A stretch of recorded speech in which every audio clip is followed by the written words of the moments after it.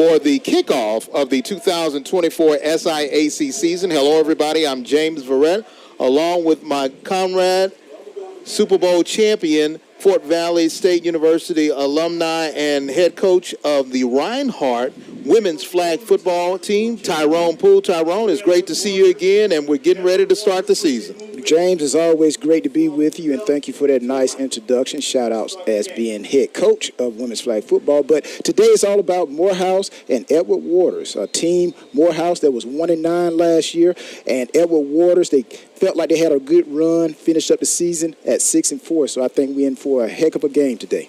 Morehouse did not win the toss. Edward Waters won the toss and elected to receive. And the 2024 season is underway. The Tigers of Edward Waters University will take it inside their own 5. They have some room to run, and they're off to the races. Has one man to beat and gets knocked out of bounds. Great return there by Bradley Tillman, the freshman running back out of Fort Lauderdale, Florida, and great field position for the Tigers from Jacksonville. Yeah, great return, right return, and the returner hit the hole full speed, and usually that's how it's happened on kick return, James. Unlike punt return, the returner has to hit the hole just like a running back out the backfield, and when those blockers align on that kick return, it usually opens up big. But we did have some laundry holding on the return team. And Tyrone, I know you can remember when you were a freshman having to return a kick, you had a lot of nerves, most likely. Whenever you're back there returning a kick, you're the only one. So when that ball travels in the air, people look at the football, and then they look at the returner. So when you catch that ball, all eyes on you, like Pac would say, all eyes on you. And so that's now, now starting inside their own 20-yard line, they have movement across the line, which will push back the Tigers of Edward Waters University back about 5. Their quarterback, Jawan Dent, a transfer from the University of Virginia at Wise. False start. More laundry on the field. So instead of 1st and 10 from the 14, it'll be 15. It'll be 1st and 15 from the 10-yard line. These teams met last year with Edward Waters winning 44-13. And with Terrence Mathis coming in here trying to set up a new culture in Morehouse, I'm pretty sure he's reminded them of that 44-13 loss. Dent with his first pass as a member of the Tigers. Instead of throwing it, he's going to run it, gets all of the negative yards back and pushed out of bounds at about the 16 or 17-yard line. This young man, Jawan Dent, is the son of a football coach who coaches currently at Virginia Union. So, as according to Coach Toriano Morgan, they had a relationship for a number of years. After they had a coaching change at University of Virginia at Wise, he said, hey, I want to find the sun in the beach, and heads down to Jacksonville and Duval County. You know what makes this guy really big? He's 6'5". That's big. That doesn't hurt at all.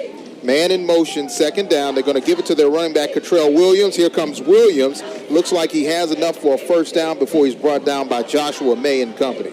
Yeah, a little bit of misdirection on that play. Had the receiver come in motion, fake the handoff to the receiver, which gets the defensive line and linebackers reacting one way, and then you come back with a counter, hand it off. Great play designed by Edward Waters there. Has enough for the 1st down, but they haven't moved the chains yet. So this is different. Yeah, 1st down. Chain gang got to stay on top of it now. First game jitters for everybody. They're going to go end around with Johnny Jones. Johnny Jones has some room. He almost breaks a tackle, but eventually his knee is brought down, and that was a good open field tackle made by one of the newcomers for Morehouse. They got a lot of new guys that's making some plays here for Morehouse. Yeah, Cameron, number 22 for Morehouse. He actually, the corner, he set that play up. He came up, set the edge, and that's the most important thing. You do not want to give a runner who's going east-west the sideline, because then they're able to turn it up and go north-south. So great job by Cameron, number 22 for Morehouse. First pass completed, trying to keep his feet, but unable to do so. Able to take a negative and turn it into a positive. First pass for Jawan Dent is good.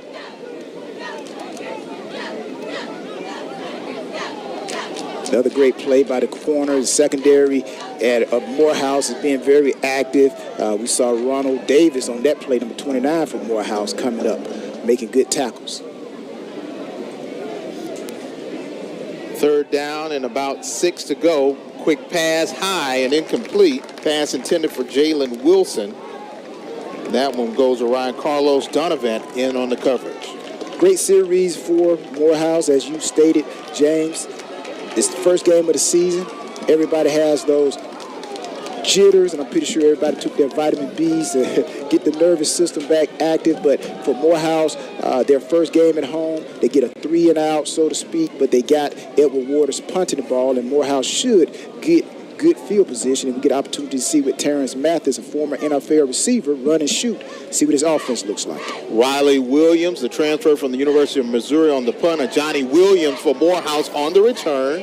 And he's able to get some positive yards out to about the 49-yard line. And that's where the Maroon Tiger offense will take over. And as you said before, Terrence Mathis, 13-year pro, will take over as we take another look at the pass that was a good positive pass, but it was high. That's why we had the incomplete, and we'll go to the 4th down. Well, you think as a 6'5" corner, he would have a better throw than that. He got to set his feet and deliver a great ball. So for Terrence Mathis, this will be his first opportunity to call plays in a real game for Morehouse College as they march out to the field. Kamar Carlisle, number 5, is their quarterback. You know, everybody in SIAC is going to get footage of this game because they want to get footage because they can see what Terrence's offense is going to look like. Trying to go wide open, has a receiver, and it's a floater, and it's good. Johnny Williams into the end zone, first play, and just like that, the Maroon Tigers are on the board big. Great play again. Usually when teams get in this position of the field, James, this is where you can take a chance and go deep. Edward Waters, again, we talk about the first game of the season. Everybody's nervous, even the defensive coordinator. Probably thinking they're going to run the ball, but Terrence comes out, quarterback drops back, play action, wide open touchdown, number 9, Williams. 51 yards on the pitch and catch. And now for the point after attempt. Kassan Kirkland to do the kicking for the Maroon Tigers. Kick is up, and it is good. 11:59 play in the opening quarter, and just like that, that run and shoot that we talked about before, it was a bullseye right there as Johnny Williams was all by himself. Yeah, again, like you mentioned earlier, during that play, there was a floater. So if I'm Terrence, I'm going to tell my quarterback, get that ball down and zip it in quick. When we come back, we'll see if Edward Waters can answer. But right now, things looking good for the Maroon Tigers. Stay tuned. A little win is knowing someone's there for you.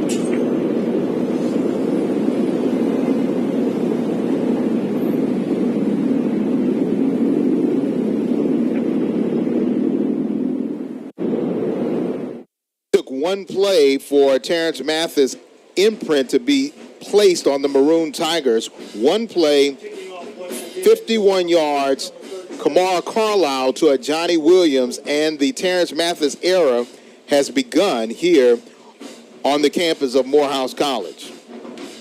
You know, James, this is kind of like a boxing match, right? The first round, they come out swinging, and after a couple of series, you're going to see the offense and defense settle down, and I think that's when we're going to really start to see real football and see what Terrence's offense and Edward Waters really looks like. Sevy Sproul, they're going to try an onside kick. The ball bounces around. It looks like Morehouse may have it. And it looks like Morehouse recovered it, but I'm not sure if it went 10 yards. That's the most important piece right there, James. It has to go 10 yards. But if one of Edward Waters' players touched it, then it did look like an Edward Waters players did touch it. Yes, they touched it. It kind of reminds me of Sean Payton back. You guys remember when the Saints played? I know you'll be happy with that because you're from Louisiana, the New Orleans Saints. And they come out the second half, and Sean Payton said, hey, we're going to catch the Colts sleeping. Onside kick and got it. Already 2 seconds off the game clock. Do I need to reset it? You take another look at it. Kicks it high. It hits the ground. And it does touch the up back. So I do believe it did go 10 yards. But, hey, we got a re-kick. But they say, and in D2 there is no replay, so they're going to do a re-kick because they. Let's see if we can get this one together. Now, great thing about it, these guys did not sprint all the way down the field. So that's the thing when you kick the ball and you got to come back and re-kick it. And now they do a sky kick, fair catch. And as they say, cooler heads or smarter heads prevailed on that one as they were able to sky kick it and pick it up in pretty good field position. Yeah, you know, with that, as you call sky kick, pooch kick, I don't really understand that pooch kick. And I understand, you know, they're kicking from the 30 now, and maybe they want your kickoff coverage team to run that far. But I'm like, hey, kick it deep and let them return it. That's why you put all your speed guys on kickoff coverage, your linebackers, your wide receivers, all those fast guys so they can run down and cover the ball. First down now from the 37. They're going to give it to Williams. Williams has some room, uses his stiff arm to just boil his way over a player, but falls on top of him. Late flag. It's our first offensive penalty. But you see Edward Waters come out here. They line up in a little bit of trips action, run away from the trips. Morehouse in their gaps. Do a great job by the D-line linebackers to make a tackle.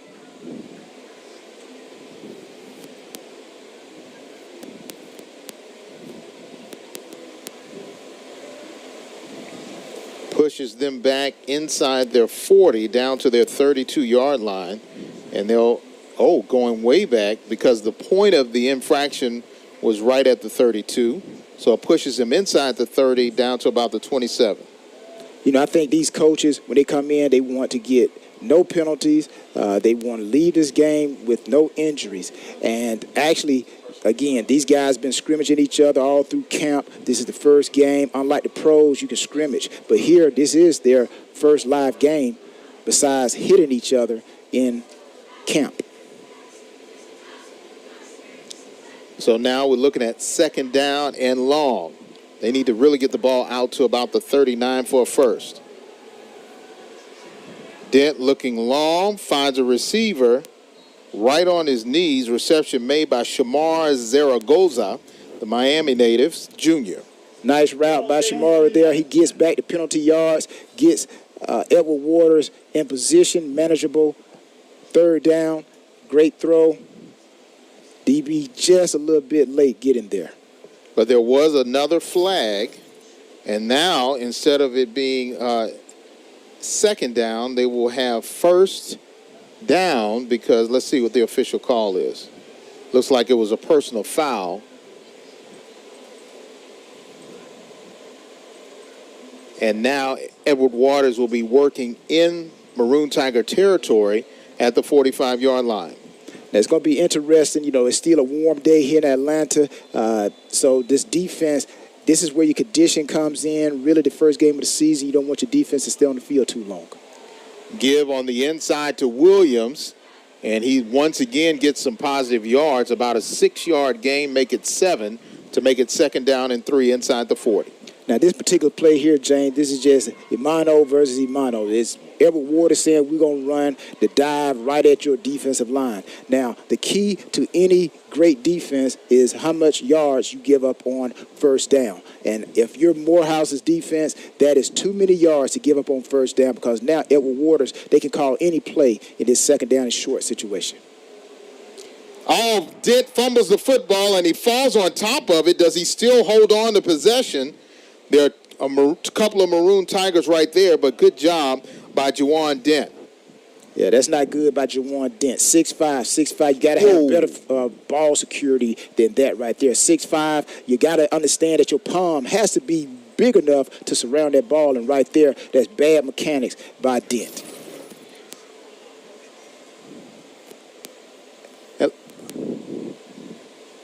Third down for the Tigers.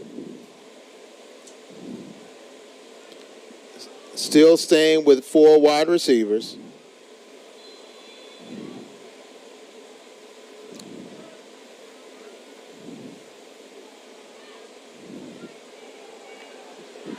Dent. And this time he's met at the line of scrimmage and brought down immediately.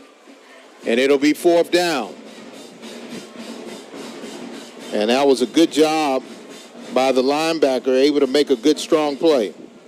Yeah, on that particular play right there, number 42, Grant, one of the returning linebackers right there. You see him, 42. He spins around. Now Grant moves up. This is where Grant got to make his mind up. You going to run it, or you going to sit in the pocket and throw the ball? Right there, he was indecisive, and that was helpful for Morehouse's defense.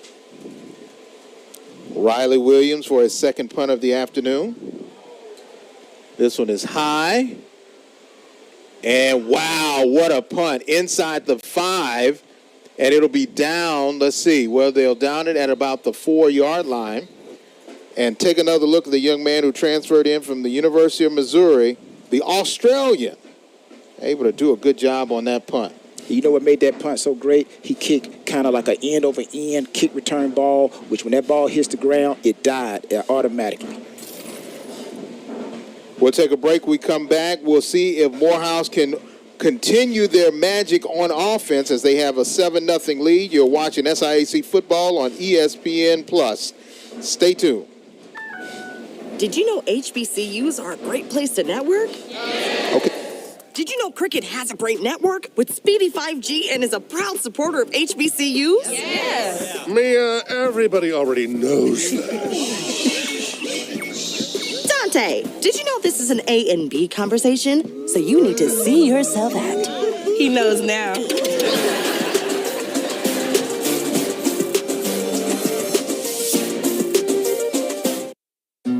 A little win is knowing someone's there for you. There for your business. There for your community. And everything in between. At Georgia Power, we do everything in our power to keep you going. That's why we're investing in our electric grid to make it stronger and more dependable. Because when there's reliable energy, that's a win for all of us. For 15 years, the Home Depot Retool Your School program has been championing HBCUs. We've been right there with campus grants, scholarships, and career opportunities. Winning schools have seen their visions for upgrading their campuses and communities come to life through sustainability projects, as well as new places to connect, like innovation lounges and outdoor pavilions. As we celebrate 15 years of partnering with HBCUs, we're excited to keep the momentum going. Retool your school. We're powered by purpose. In communities where leaders are forged and legacies are born, the Southern Intercollegiate Athletic Conference proudly celebrates the accomplishments of current and former students. From the playing field to the boardroom, they are the next generation of entrepreneurs, doctors, and executives. Leaders rise here. Leaders rise here. Leaders rise here. Leaders rise here. Welcome back to BT Harvey Stadium, and let's go down to the third member of our broadcast crew, Simone Stanley, who has an update on what Coach Mathis thought about the low expectations coming out of the predictions in the conference. Simone? Coach Mathis actually left the laughing emojis under an Instagram post that showed Morehouse College finishing last in the SIAC. I asked him what was so funny about that post, and he said it wasn't about them being predicted to finish last, and he wasn't laughing at the voters. He was laughing at the fact that for another time in his life, people were doubting him. They were sleeping on him and not letting him prove what he can do. Well, we see so far what his Maroon Tigers can do. Thank you so very much, Simone, and we'll have more from her as the game progresses. Right now on the run, it was just about a 1-yard run for the Maroon Tigers. Looking at 2nd down and 10.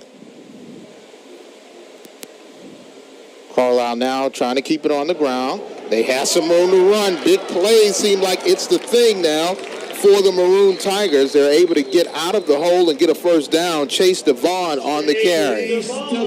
But there was a flag all the way back at the 2-yard line. Yeah, first series, they were so tight, backed up. The offensive coordinator decided to go with a quarterback sneak, get a little breathing room. Now you come out and run the stretch play, get on the edge. Ed Waters did not have any contain, which opened up a gap. Even though it's a penalty on that play, I'm pretty sure Morehouse is going to put that in the memory bank and come back to it.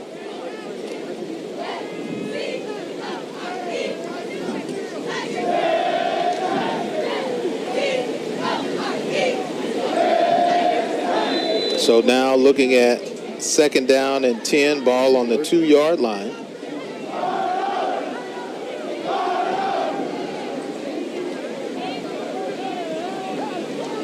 Give again to Devon. Devon says, you know what, I can do it twice. Once again, he gets a 12-yard gain and gets the first down. Yeah, Mr. Chase, everybody chasing Devon. But on that play again, I think the offensive coordinator, they're searching out Edward Waters' defense. Again, they ran the stretch to the left, the right side of the offense, got positive yards, ran the stretch, a zone play to the left side of the offense and got positive yards. So right now, if you're Ed Waters' defensive coordinator, you got to find some way to tell your defensive linemen and linebackers to get into those gaps and stop that side-to-side running.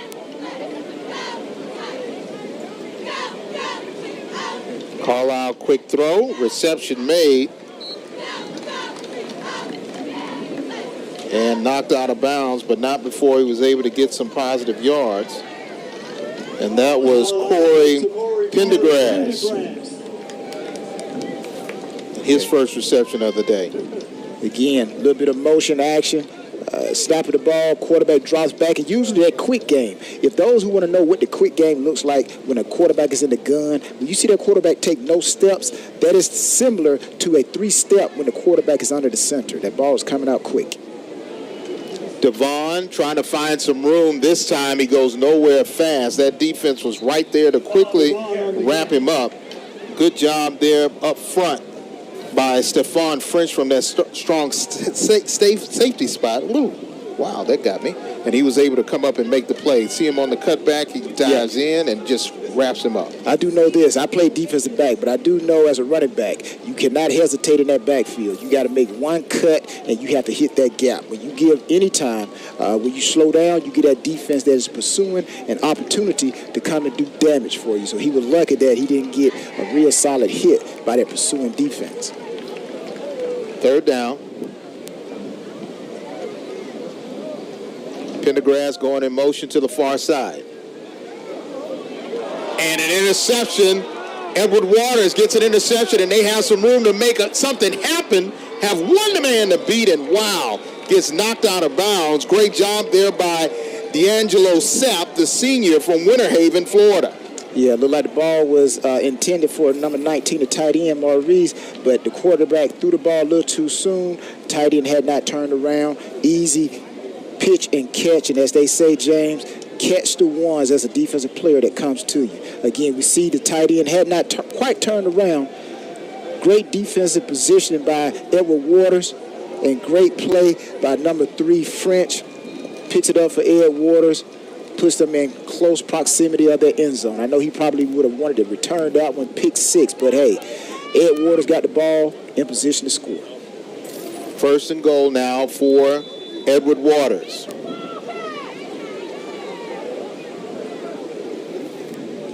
Dent's going to have a quick pitch and catch and touchdown made. Great job by the offense, able to get into the end zone and a quick score for Edward Waters.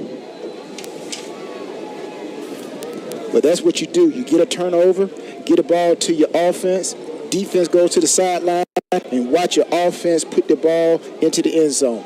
Great catch right there by Moore, junior tight end, 6'2". Edward Waters on the board, tie game. Ravion Moore, the tight end, able to get his first touchdown reception of the year. Edward Waters calls a timeout. Edward Waters. And they want to make sure they get this point after so that 7 on there will stick.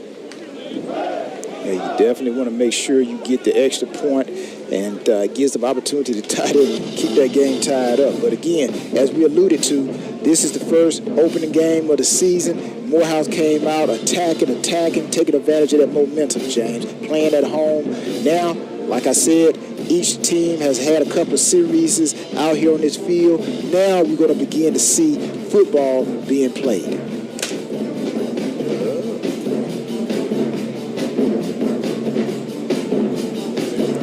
But you know, these extra points are not always guaranteed. So you still got to snap it. The holder has to get it.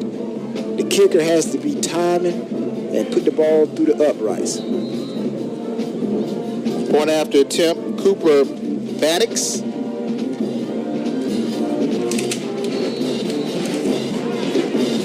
Kick is up and it is good. And with 5:46 left here in the opening quarter, we are all tied up at 7 apiece.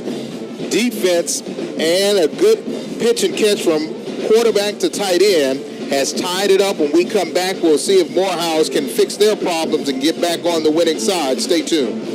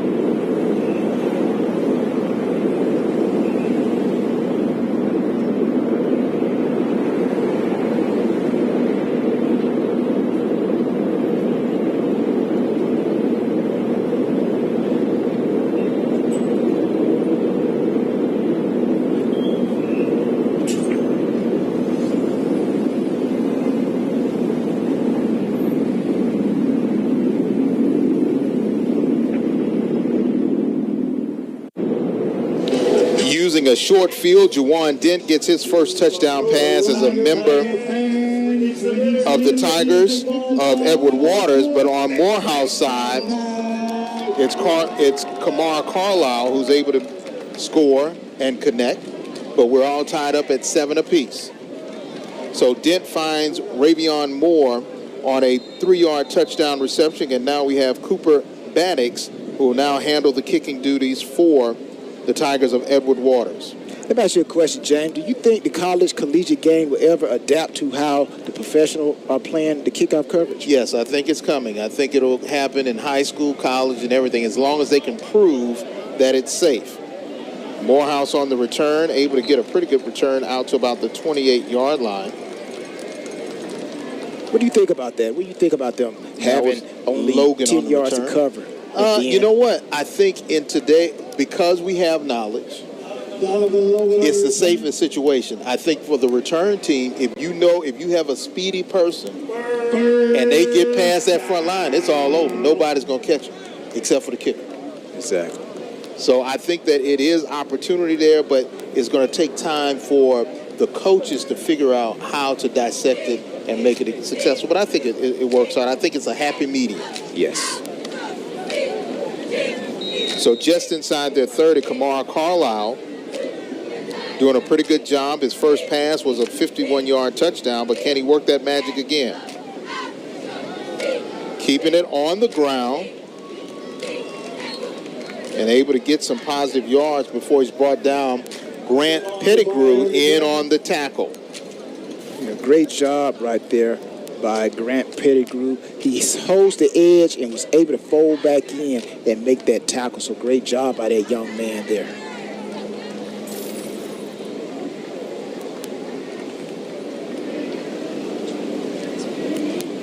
About a 4-yard gain makes it 2nd down and 6.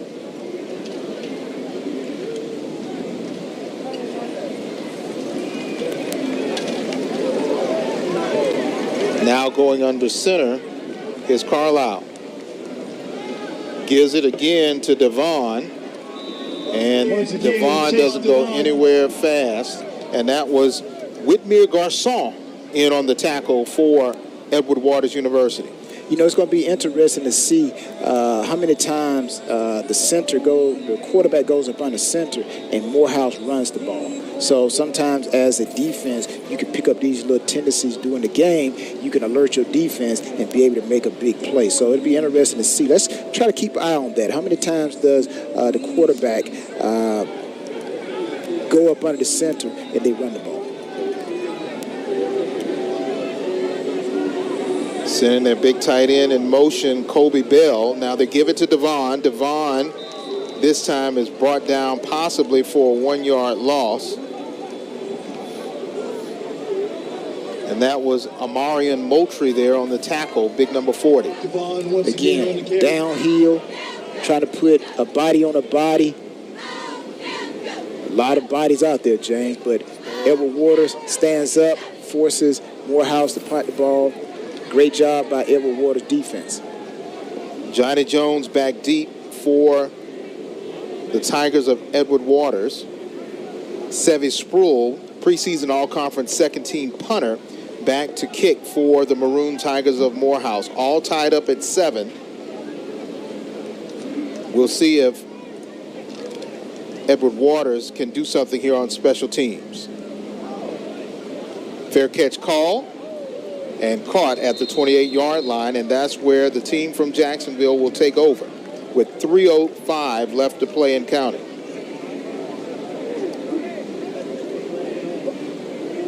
You know, as a punt returner, I always loved to return the ball. It's like, again, all eyes on you. You get an opportunity to make a big play, put your team in great position offensively. So I think it's a very exciting position to play as a punt returner. Plus, you can decide whether or not you want to return the ball or not, unlike kickoff. Kickoff, you got to return it, I believe. New running back, Jontarius Thomas in at the running back position, and his first carry, flags fly. They were almost immediately as he was hit.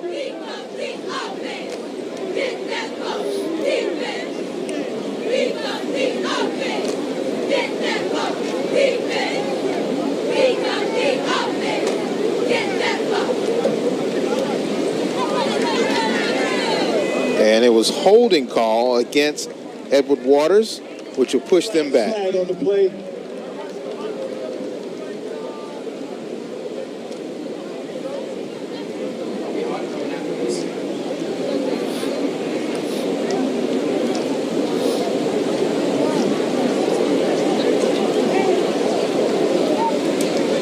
So now pushing them back inside the 20 down to the 18-yard line, and that's not what Coach Toriano Morgan wants to see from his offense. Using a play like this, James, when you get pushed back on first down, you at least want to try to get the penalty yards back. So it's going to be interesting to see what Edward Waters does here, see if they try to throw a pass, at least try to get back some of that penalty yard. Dent throws a flare out, and the defense right there to quickly wrap them up and bring him down for another loss. Negative yards continue to happen for Edward Waters. Now, if you're Morehouse, got them backed up, you want to keep them backed up. And if Morehouse defense can limit the next actual display coming up by Edward Waters by limiting them the ability to get majority or half of that yards back, then they set their offense up for a good field position by causing Edward Waters to punt the ball. So this is a big play for both Morehouse and Edward Waters. Morehouse, if you can keep them backed up, you get a good 30 and long for Edward Waters. Bringing the heat and brought down. Will they call it a safety? They'll say he's down at the 1-yard line. Yes, momentum actually stopped around the 2-yard line, even though the defensive linebacker blitzed. And we talk about our guy, Grant. He was with the team last year, and I'm pretty sure he is one of those holdovers that Coach has been relying on. But again, Grant comes through untouched. Right there, he's actually in the grasp. So again, the marking of the football by the referees was accurate. But great play by Morehouse defense, being aggressive. You know, Terrence told us the other day that we were going to see a little bit of the Baltimore Ravens pressure-style defense, and we saw a little bit of it right there. And let's go down to Simone, who has an update. Simone? James, you talked about the Edward Waters coaching staff not being happy with all the penalties and all the flags, and that is the story down here on the sideline. The offensive coordinator told the team that Morehouse is just trying to keep it close. He said they haven't stopped us at all. We have only been stopping ourselves, referring to the penalties and the almost forced fumble. All right, thank you so very much, Simone. It seems as though Edward Waters thinks it's all about themselves that is causing the issue. Good carry there by Jontarius Thomas, the young man out of Gadsden County, able to get some positive yards, but not enough for the first down. So once again, it'll be another punting situation for the Tigers of Edward Waters. And a punt returner for Morehouse, Williams, he should get an opportunity to return the ball here. The reason why I say that is because Edward Waters' punt unit is backed up. You're going to see the punter receive the ball and get it out of his hands very quickly. So you're going to see a quick catch and punt.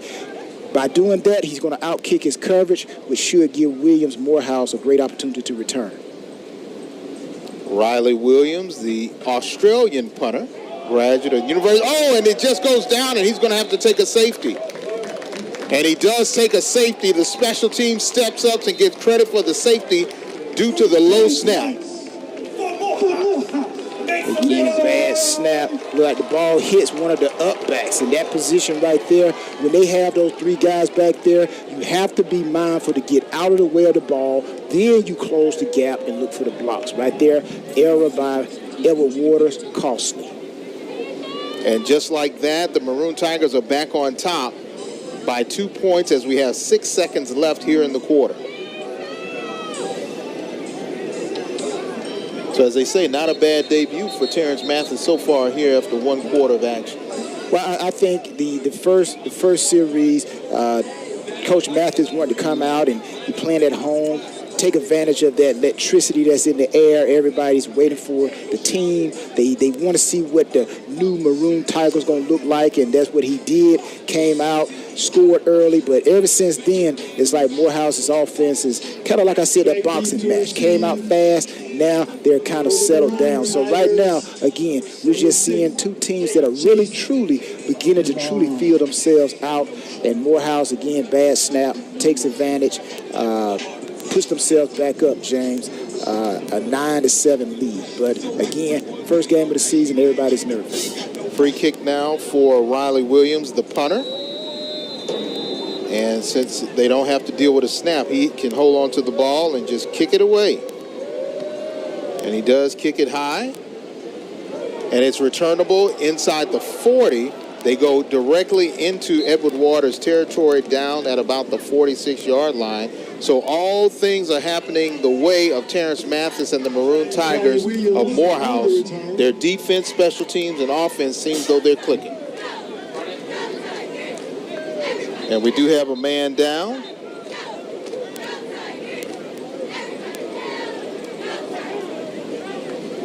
And we do have one young man that's down right now, special teamer, and they're just trying to get him up. And now he's going to be helped off the field by the training staff. Not what you want to see out of the first game, but as they say, it is a full contact sport. Like the freshman, number 35, Shelby. Again, like you said, James, you don't want to see no injuries. You want all these guys, regardless if it's the first game or the last game, you want these guys to play this game injury-free. But, hey, we all know that football is football and anything can happen. So we just hope that everything is well. He's going to the tent, and hopefully he'll return. But right now, Morehouse got a great opportunity, pretty much where the ball would have been if they had received the punt.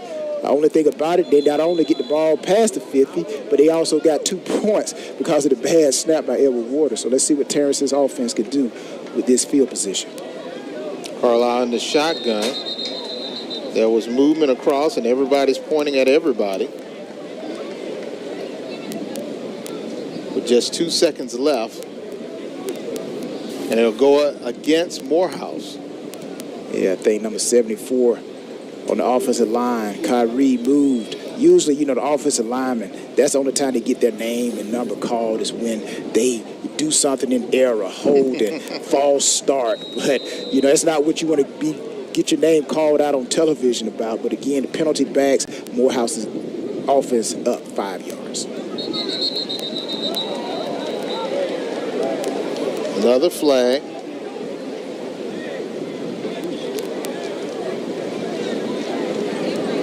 Damn, this far. Look like we got another play on Morehouse's offensive line. So they're shooting themselves in the foot, as we would say, James. Already, the offensive line has cost the offense, period, 10 yards. So, again, situations like this, if you're an offensive coordinator, what you want to do is call a safe play that can at least get those penalty yards back.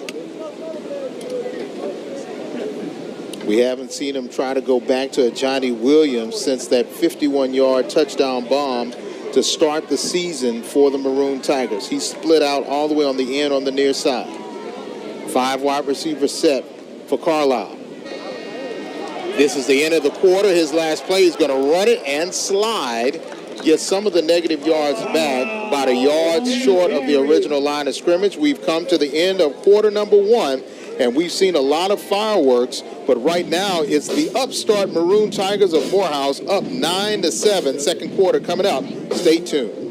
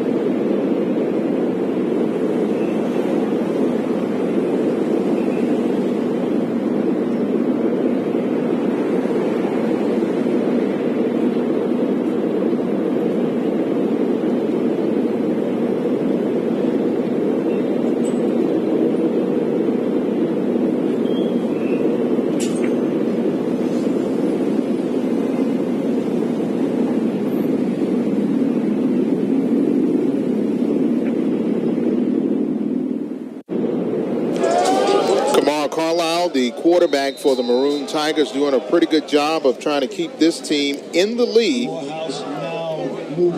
9-7 as we start the second quarter with Corey Pendergrass going in motion.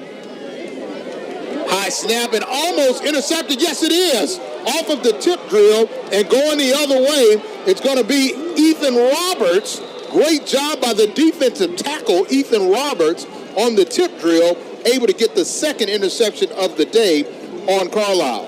It starts with an errant throw, high throw, overthrows the actual intended screen play. Right here we see, nice call. It's open. It's open for Morehouse, but the quarterback overthrows the running back. Tip drill, as you alluded to, great return, gives Edward Waters an opportunity to put points on the board. So now in the red zone, we find Edward Waters seeing if they can get back on top and regain the lead. Nice catch. Give it to Thomas. Thomas gets back to the line of scrimmage and not much else. Let's go down to the third member of our crew, Simone Stanley, who has an injury update. Simone? Injured Maroon Tiger was junior safety Isaiah Wimbush. It was a right ankle injury. He had it taped, and he's now feeling it out on the sideline. He said he's back in the game soon, but he's not in right now. All right, thank you so very much, Simone. And from the Maroon Tigers, all of these guys are new. They're just trying to make sure they all stay healthy.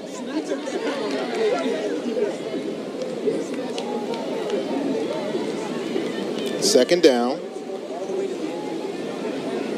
Give again to Thomas.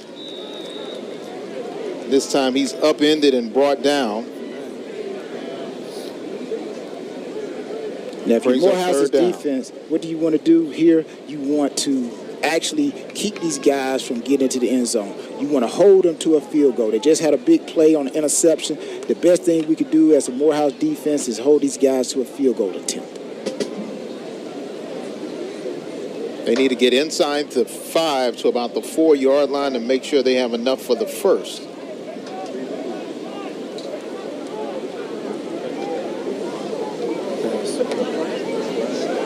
Looking for Wilson. He finds Wilson. He pays the price, but they'll say that it's an incomplete pass.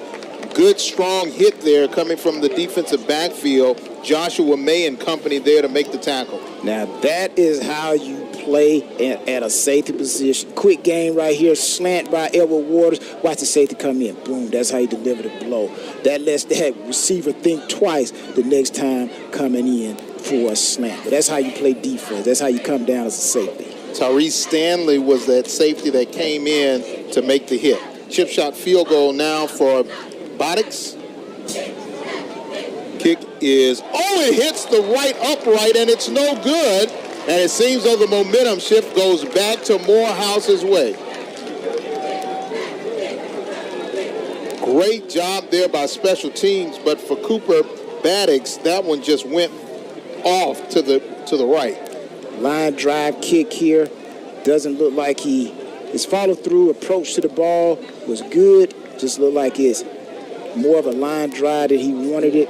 Angled it a little too much to the left side of the goal post. Incomplete, as they would say.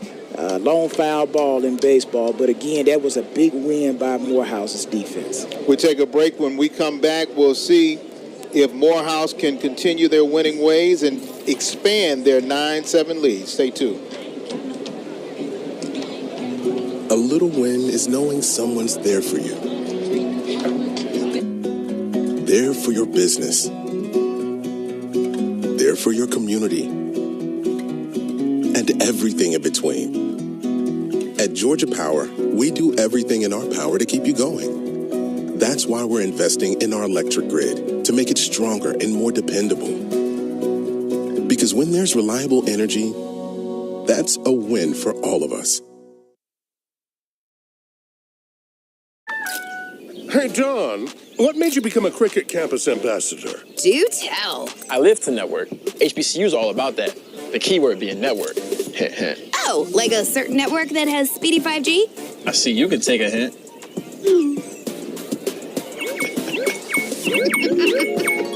I can drop a hint too, Don.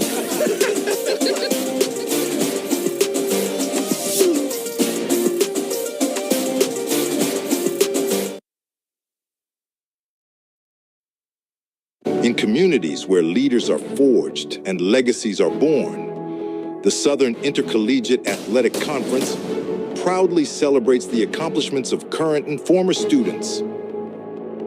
From the playing field to the boardroom, they are the next generation of entrepreneurs, doctors, and executives. Leaders, rise here.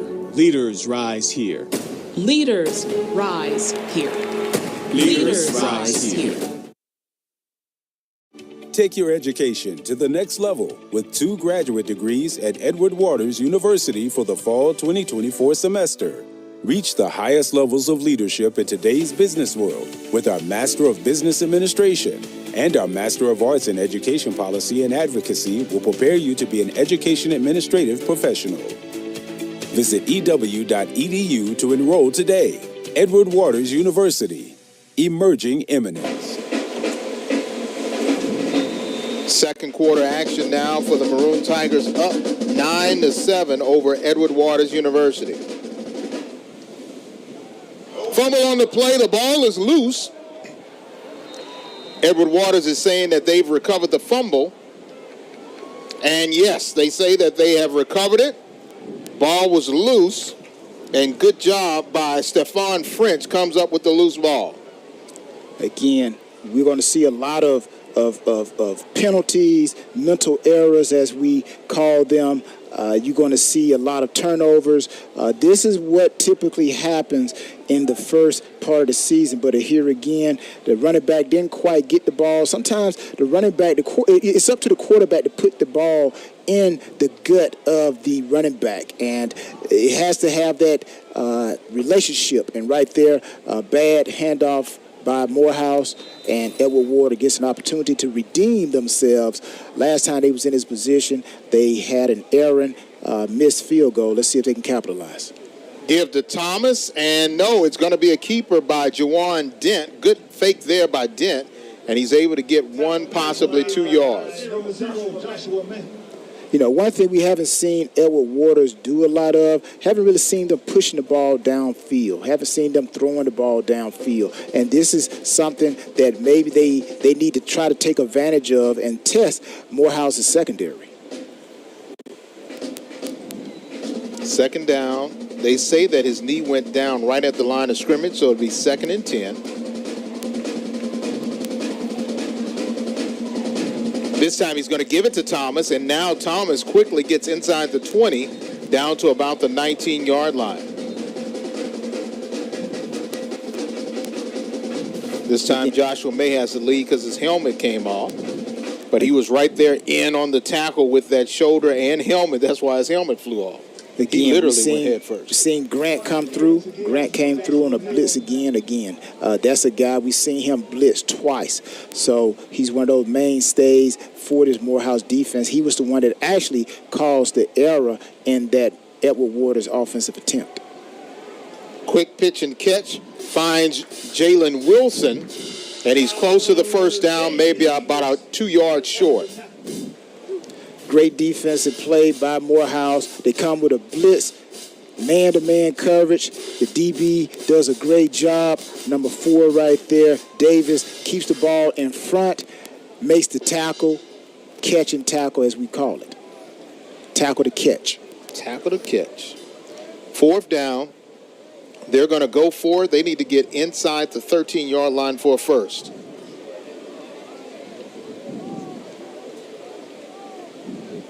Interesting call here by Edward Waters. They either don't feel comfortable with their kicker or they just feel like they can get this first down. Pitch and catch intercepted by Morehouse. Off to the races. 1 man to beat. And he can't do it. Great job. Sean Johnson, the middle linebacker, able to get the interception and the return.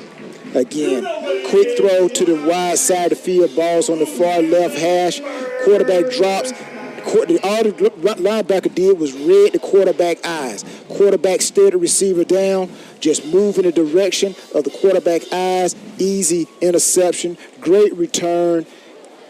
Great hustle by number 22 for Edward Waters, there Thomas, to deny the actual touchdown by number 20, there Johnson. So again, great play. Take another look at it. Quarterback, watch his helmet.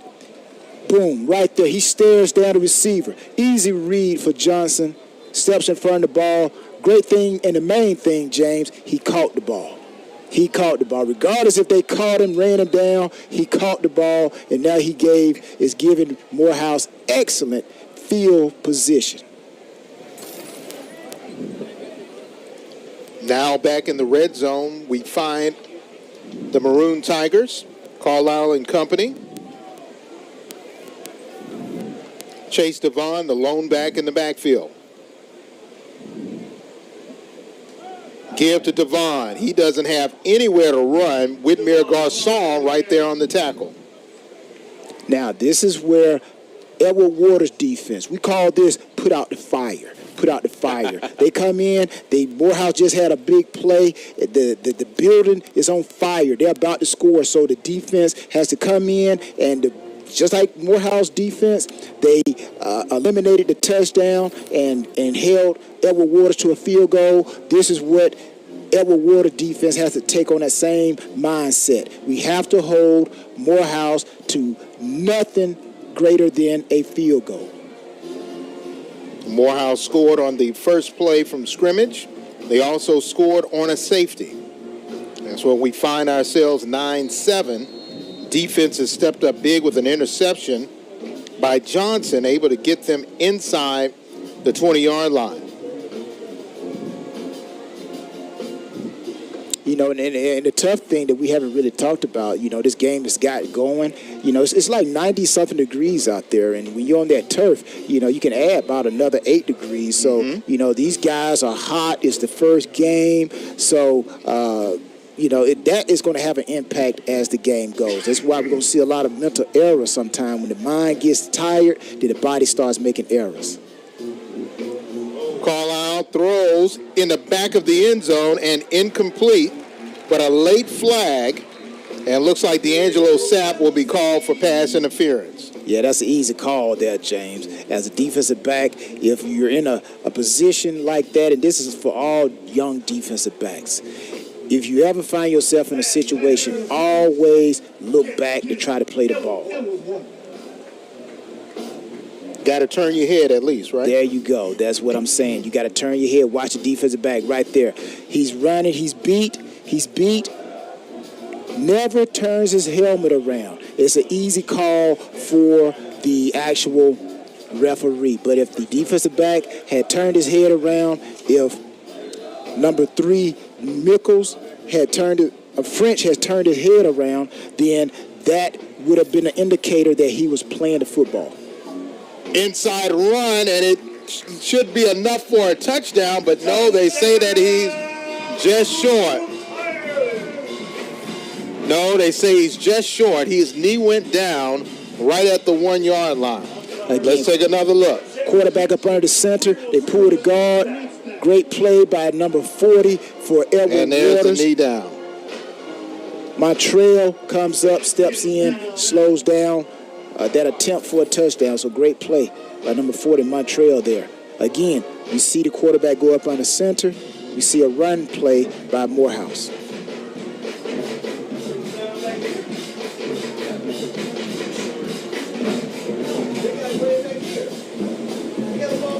So now they spot the ball at the 7-yard line, even though it was a run.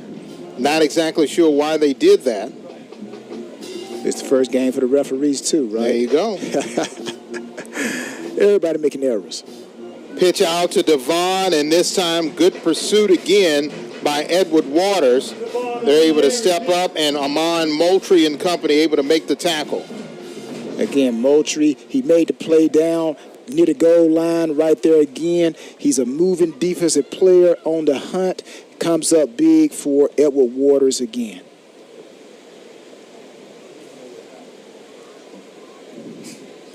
Second down and goal. But the ball all the way back at the 10-yard line. And this is another word for put out the fire right here, James. It's called goal line stance. So they're in the red zone for Morehouse. Edward Waters trying to make a stand.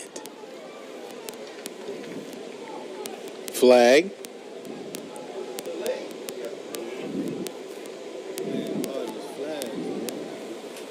There was a delay of game.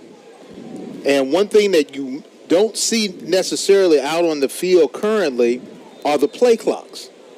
So they have to rely on the officials' signals to make sure that they're calling the play within time. Quick pass in the corner. Oh, man, great opportunity there for a possible score. Johnny Williams jumps over the defender but unable to bring it in. Yes, Sapp, number 5 for Edward Waters. Good coverage again, the corner. Ball is in the air. Love it on the play right there. On the play. Great play. Third down and goal. Ball now at the 14-yard line. Correction, that's Roberts, number 6, on the play. Going back under center is Carlisle. Looking to throw. Has some time. And he throws it incomplete.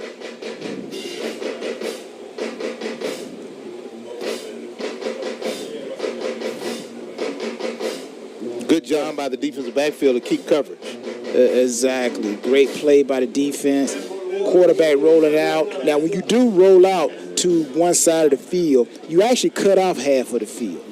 So it makes it easy for the defense to cover. That's why, me personally, I prefer a drop-back quarterback because you're able to see the whole field. But when you roll left or right, now you're cutting off half of the field. Right there, roll out by Morehouse, cuts off half of the field. Edward Waters on defense, they were just able to lock up on a man, find somebody, cover them. Actually ended up being incomplete. Kaysen on the kick, 32-yard field goal. Kick is up. And it is no good, wide left.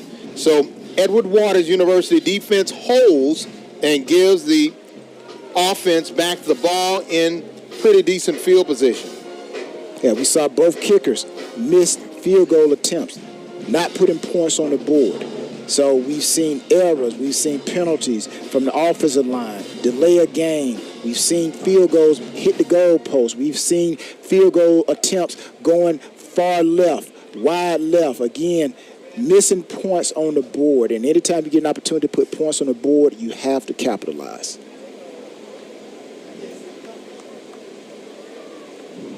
From the 20-yard line, and you take one more look at that kick, is there anything else they could have done? I mean, it just looks like it just didn't get enough height early, and by the time it did get the height, it was gone. So back to live action. We had a good, strong run this time by one of their new running backs coming in to spell the starters, and this is Bradley Tillman, the freshman.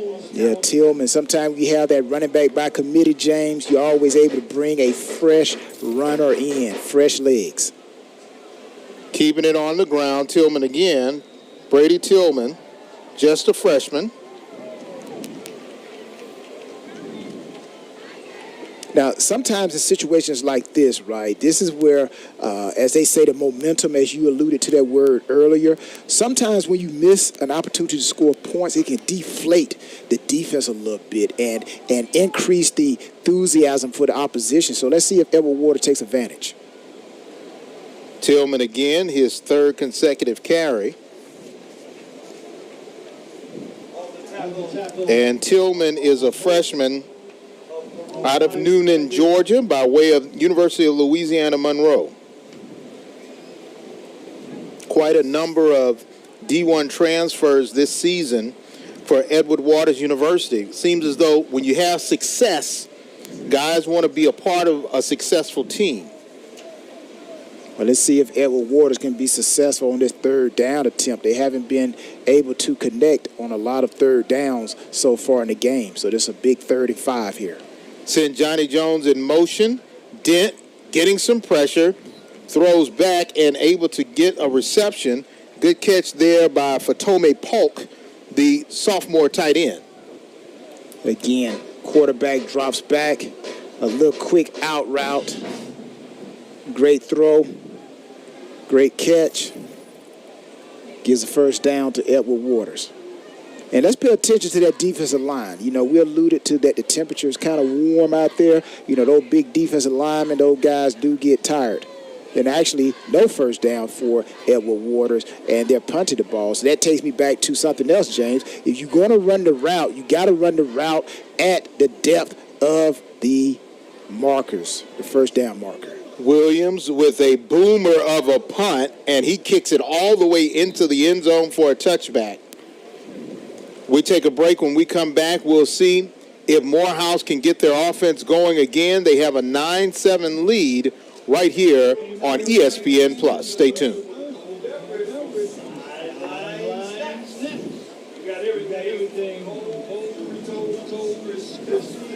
If I'm Ed Waters,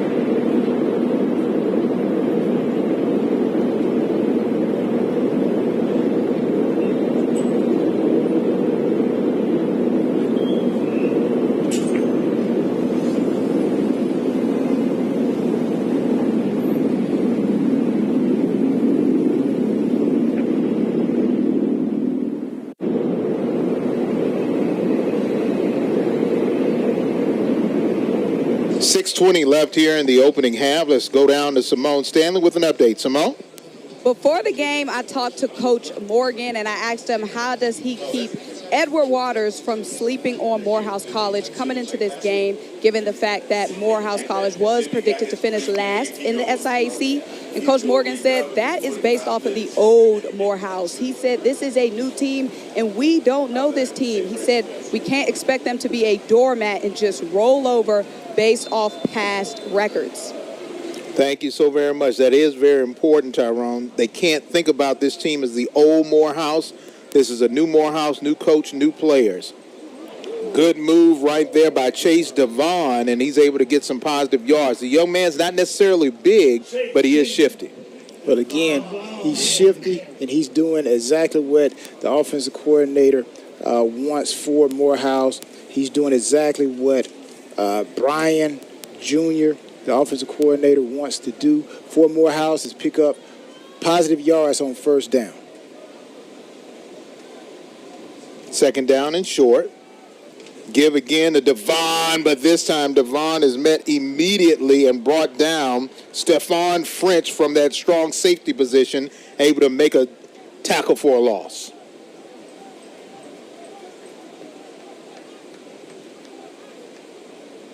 And you can see Devon's like, wait a minute, that's my shoulder. Yeah, I felt that one a little bit. That's that motion right there. I felt that one a little bit. Third down and long now for the Maroon Tigers of Morehouse. 3 wide receivers out. Devon in the backfield along with Carlisle. Carlisle getting some pressure, makes the throw, and it's intercepted again, the third interception of the afternoon. And this time it's Stephon French who comes up big. He has the tackle for a loss and now a pick. Yeah, again, we watched the quarterback for Morehouse. Both quarterbacks are staring down their wide receivers, right? How do you not see the defensive player in position to make that play? How do you not see? But again, we're going to see it here. Quarterback drops back, stares down the wide receiver. Easy pitch and catch. Interception. Great job. Do you think that Carlisle his vision may have been impaired due to what was going on in front of him with that defensive front? Well, you saw Sapper on that play. Sapper actually just read the quarterback. He left his man and actually got in position to pick up the ball. Flare pass out to Johnny Jones, and this young man is one of the best players in all of Division II athletics, but we still haven't seen him get the ball a lot, and Coach said they want to get him the ball often this season. Yeah, I'm a firm believer. You got to put the ball in the hands of your best player, right? It's just like basketball. You want your hot hand to always touch the ball, and Jones is one of those hot hands for Edward Waters. Second pass going over to Johnny Jones. He eludes one defender, and he keeps his feet. Trying to make it around. He's losing some yardage. Now gains that yardage back and gets out of bounds at about the 22-yard line. That's what makes Johnny Jones special. He's a hard young man to bring down. Yeah, again, they try to go with a quick receiver screen here. Johnny Jones, you're going to watch the Morehouse defense pursue. Now, this is what they work on in camp, pursue. Look how many Maroon Tigers defensive players you see around that ball. And now you see even a defensive lineman's getting into the play, right? Again, everywhere Johnny Jones looks to run, he sees Maroon Tigers. So great play by Morehouse's defense on their pursuit. They call it pursuit drill. Yes. Third down and 4. Ball now at the 22-yard line of Morehouse.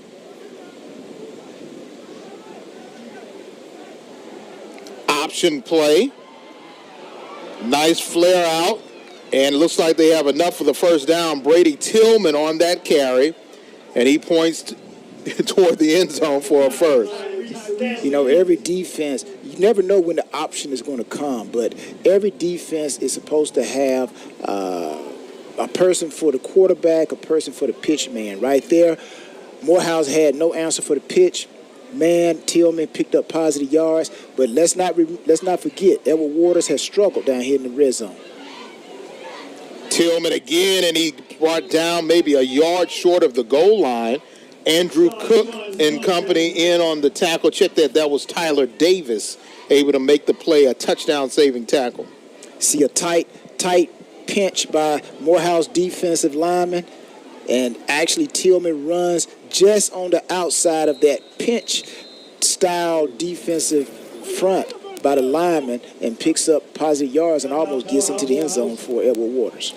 Terrence Mathis and the Maroon Tigers call a timeout on 2nd and goal. The ball is at the 1-yard line, and for Toriano Morgan and Edward Waters University, their defense has really given their offense a couple of gems as far as field position. You know, they've done real good, James, the Edward Waters defense today. Last year, the offense was the strength. They were scoring 29 points a game, and the defense was giving up 35 points a game. And we talked to Coach Morgan this week before this game, and he said he wanted to put an emphasis on the defense gelling together. And if they could do that, he felt like they could really have a great team. So they've done a great job at holding Morehouse whenever Morehouse got down in scoring position. So now it's on the offense, right? The defense is playing good. Now the offense has struggled a little bit today, but it's always like that. The first game, the defense usually gels quicker than the defense, but Edward Waters has an opportunity. New quarterback in, Antonio Smith in for Dent. Hands it off to Williams, in for the score. And touchdown for Edward Waters University. Cottrell Williams with the easy 3-yard touchdown run. as they would say, you could have driven a truck through that hole right there. That was a good movement by Edward Waters' offensive line to move Morehouse's defensive line and open up that opportunity for Williams to have a walk-in touchdown. Maddox for the point after attempt. Kick is, it's tipped, but it still goes through. Wow, it seems as though the momentum and the karma is going the way of the Tigers out of Duval County, as now they have a 14-9 lead. And once again, look at the kick. Where does it hit? It looks like it hits off of his own man's bottom, and it just keeps on going. You know, that's where we say you're living right. You must be living right when you can get plays to go your way like that. Great job by Edward Waters. Now they have a 14-9 lead with 2:15 left to play here in the opening half. As we take another look, it looks like it goes off of one of the offensive linemen. Yeah, it just skims the head of the deep snapper. Yeah, great push by Morehouse's defensive line. And actually, number 79, I believe, the ball bounces off of Thomas, offensive line senior. 6'7", so he's 6'7", so that's why that ball bounced off of his backside of his jersey, shoulder pads, and still went through. He may have told Coach, that's about as low as I can go, Coach. I'm 6'7". I can squeeze down to 6 feet maybe. Good kick here by Maddox, and he kicks it out of the back of the end zone for a touchback. With 2 minutes and 35 seconds left, we got some pushing and shoving, saying welcome to 2024 football season, but smartly, both athletes go their separate ways.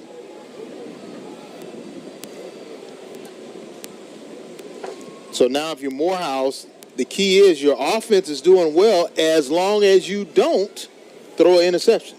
Well, you know, with 2:15 left before halftime, James, this is a great opportunity where we're going to see Morehouse's 2-minute offense. We're going to see what Coach Mathis, since he says when we talk to him, he's the offensive coordinator. He calls the plays. So I think we're going to see a hurry-up type of offense here by the Maroon Tigers. New quarterback Patrick Blake in for the Maroon Tigers. He's going to hand it off to Devon. Devon gets to the line of scrimmage. Ball is loose. Fumble. Garcon picks it up. Whitmer Garcon gets the loose ball, and just like that, Edward Waters University gets the ball back again, the fourth turnover of the afternoon for the Maroon Tigers. Watch this magnificent play by Ed Waters' defense. Search the ball out, tackle, and the strip. So he's going to get double bonus on that particular play right there. The tackle secured, then makes the rip roll. The defensive back right there, number 8 for Edward Waters. The tackle and the rip, the strip, and the actual execution by Garcon to complete the play and give Ed Waters an opportunity to put points again up on the board before halftime. Another short field for Edward Waters. 3 wide receivers set, going to throw it, and finds a receiver. Great reception there by Johnny Jones. He's able to get out of bounds to stop the clock. And remember, this year in college athletics, we will have a stoppage of play at the 2-minute mark, similar to what they have in the professional ranks. Again, this is where Morehouse defense has to settle down.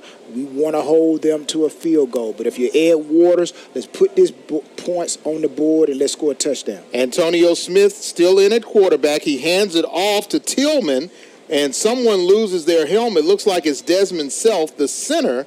Now, that may be an issue because now you've got a new quarterback and possibly going to have a new center.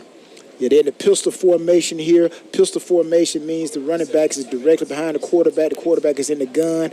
Direct dive, handoff, great play by Morehouse's defense. We take a break. When we come back, we'll see if Edward Waters can add on to their 14-9 lead. You're watching live coverage of the SIAC from Atlanta, Georgia, right here on ESPN+. Stay tuned.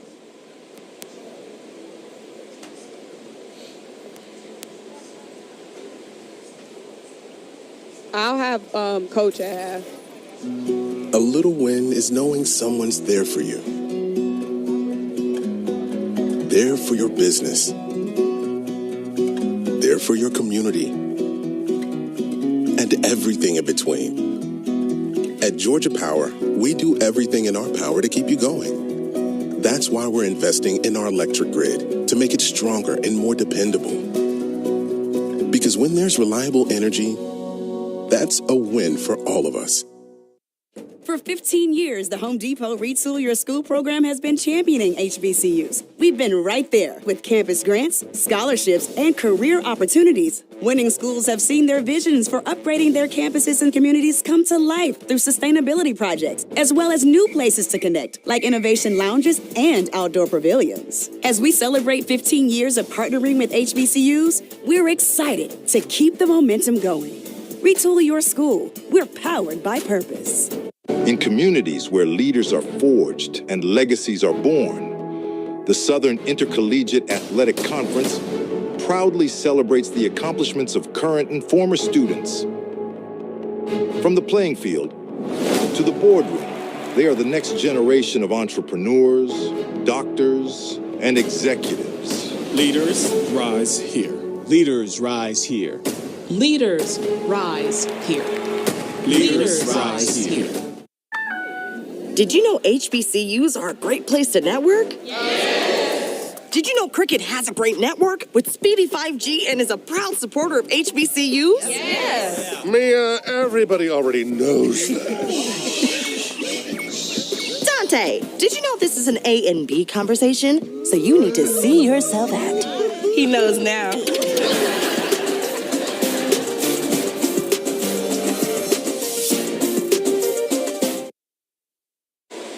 See, they said it goes to show. Coming right back out of the break, and that is something new this year in college football. They'll have a 2-minute break similar to what you find in professional football. So now we're inside the 20, and now a timeout called by Edward Waters University. It seems as though they saw the defense that Morehouse was showing, and they want to try to possibly change the play. Now, that one I do not get. 2-minute warning. Then you come back and take another timeout. Well, I guess they say, hey, if we score here, there's no need for us to maintain our timeouts. But they do say timeouts are for the offense, not for defense. So maybe I'm thinking about it from a defensive point of view. All the timeouts are for the offense. So they can use them at their discretion, I guess. Well, I think this is a pretty important possession for them. They're up 14-9. A score here and an extra point will put them up 21-9, and that's a pretty good cushion going into halftime. So as they would say in the military, check it once, check it twice, make sure it's crystal clear, huh? No doubt. And Antonio Smith is still in at quarterback for Edward Waters. And Smith, just a freshman quarterback from Opelika, Florida, Miami Christian High School. Runs the option, gives it to Tillman, and wow, that was a dangerous pitch. Good catch there by Tillman, and he's pushed out of bounds for a loss. Well, that was a great play by number 16 right there. That's how you play it. Number 16, great play by Cowlin to actually force that high pitch, because if that had been a real solid quick pitch, there would have been very great yards for Edward Waters. Remember, we saw them run the option to the left side of Morehouse's defense and had positive yards. So great play by Collins there to limit, which could have been another great pickup by Edward Waters on that option. Second down and short.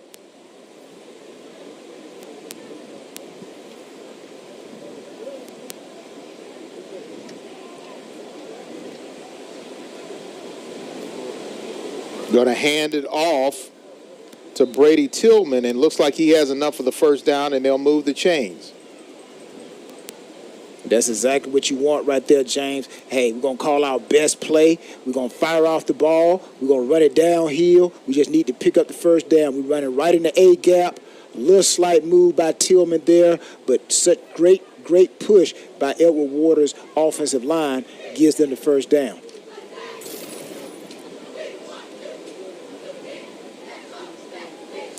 1st and 10. They can get a first down without scoring if they can get inside the 4.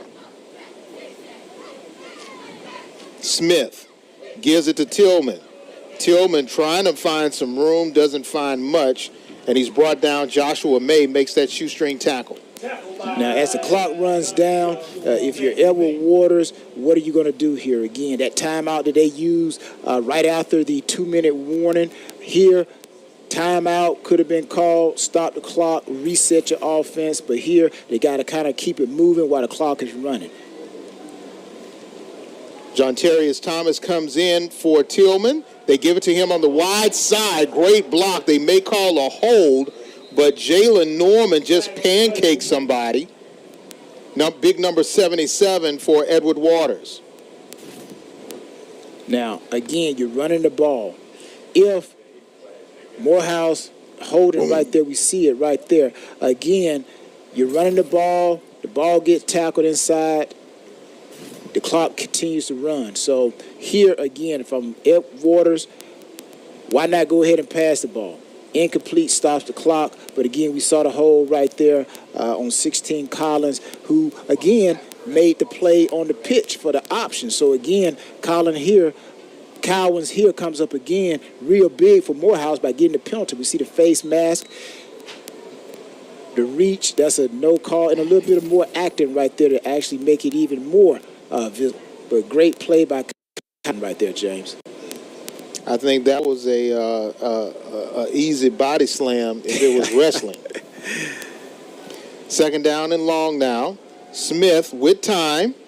Throws it toward the end zone, and out of the back of the end zone is Johnny Jones, but it's incomplete. You see Ed Waters runs deep. Now, the only thing I don't like about this play here, you see you have 3 receivers. They running deep routes here, right? Mm-hmm. You got the vertical up the hash, but what you got to be mindful of and cognizant of, you got the back of the end zone. You can only run so far, and the quarterback has to throw the ball right now because the receiver is running out of real estate. So your Ed Waters, you want to, if you're going to run those deep route, make sure you have some type of underneath crossing route as a check down. They've got Jones, Saragosa, and Wilson split out on the far side, along with Thomas in the backfield with Smith. Smith now with time to throw. And he makes a reception. Catch is made by Saragosa out of that 3 wide receiver bunch formation. Yeah, he should have gotten that ball. If he's going to throw it to Saragosa, he should have given that ball to Saragosa, number 14, right there, right now. And if we can see it, see, he's staring too much to the right side. We're going back to the previous play where it was thrown out of the end zone. But on that particular play, Saragosa was wide open. He just delivered the ball a little too late. Timeout is called. They have 2 seconds placed back on the clock. And for Ed Waters at this point, you know, are you going to kick the ball or do you go for one last more opportunity into the end zone? Looks like they're going to kick it. Yeah, I think you got to kick it. You got to give your kicker confidence because you never know, the game could come down to a field goal, and you don't want your kicker going out there with no confidence. It's just like any player, as a defensive back, a quarterback, a running back. If you're a quarterback, you throw it to your wide receiver, he drops the ball. Well, as a quarterback, you want to go right back to that guy because you want him to build confidence. So the same thing with the kicking game here. Let's kick it and let's make it, build the confidence up of the kicker because you never know, it could come down to where Cooper, the freshman kicker, he's a freshman too, so he builds up his confidence. About a 36-yard field goal now for Cooper Bottix. Hit it off the upright, the last opportunity he had. Flag.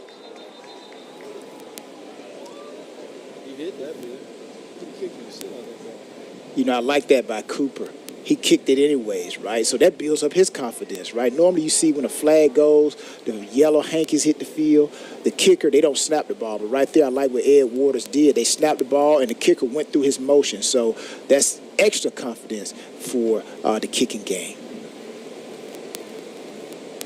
And looks like the penalty will go against the Maroon Tigers, which makes it a little closer. for Edward Waters to kick their field goal, if they continue to want to go for a field goal. Yeah, I think you got to go for the field goal, James. There's no doubt 2 seconds left on the clock. You want to put points on the board, give yourself an opportunity to put points on the board. So, again, it goes back to building up the confidence with the kicker as well. 32-yard field goal attempt now for Cooper.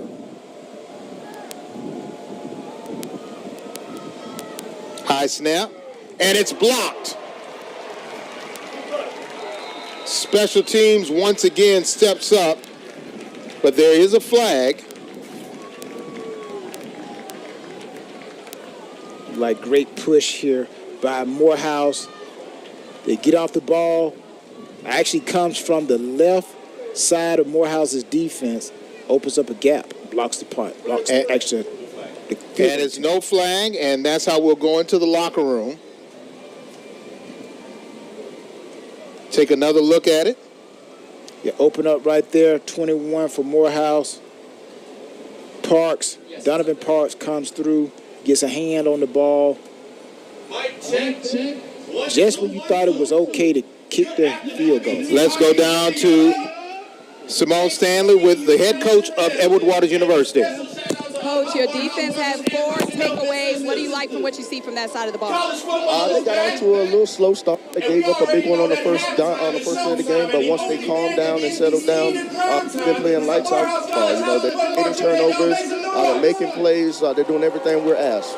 And we talked before the game. You said it's really important to get that week 1 win. What is it going to take to pull away from this Morehouse team? Well, we just got to stop shooting ourselves in the foot. We're making self-inflicted wounds as far as the penalties. Those are things we talked about, not executing on third down, getting down in the red zone, leaving points on the field. So we need to correct those things. And it's everything that we pretty much control that can be corrected. We just need to make sure that we correct it and go from there. Thanks, Coach. Good luck. Thank you. Thank you so very much, Ms. Stanley. Thanks so very much for Toriano Morgan, the head coach for Edward Waters University. 14-9 is your halftime score. We'll send it to a break, and make sure you stay tuned for second half action right here on ESPN+. Now.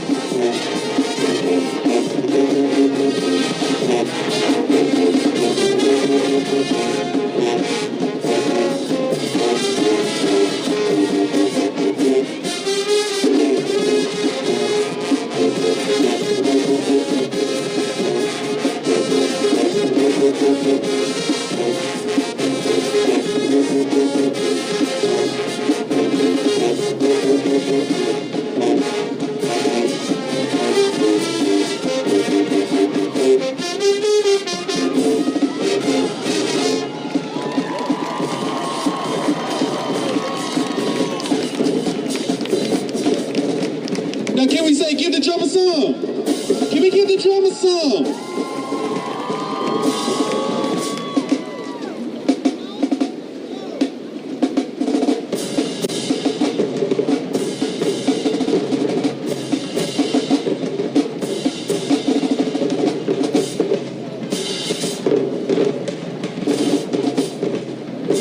This is the mighty, mighty Funk Squad!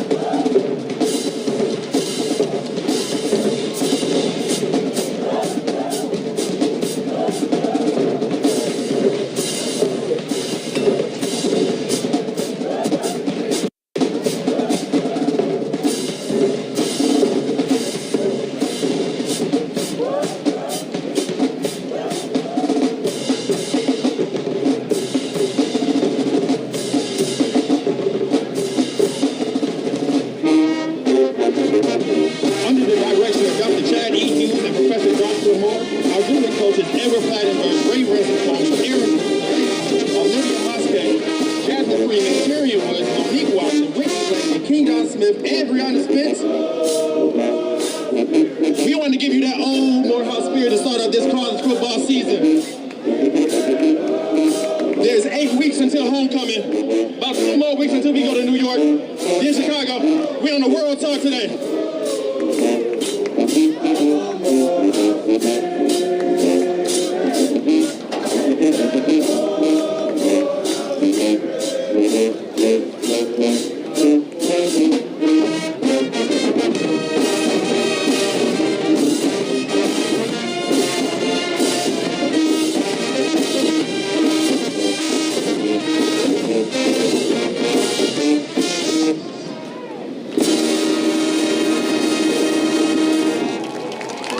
Enjoy the rest of the game.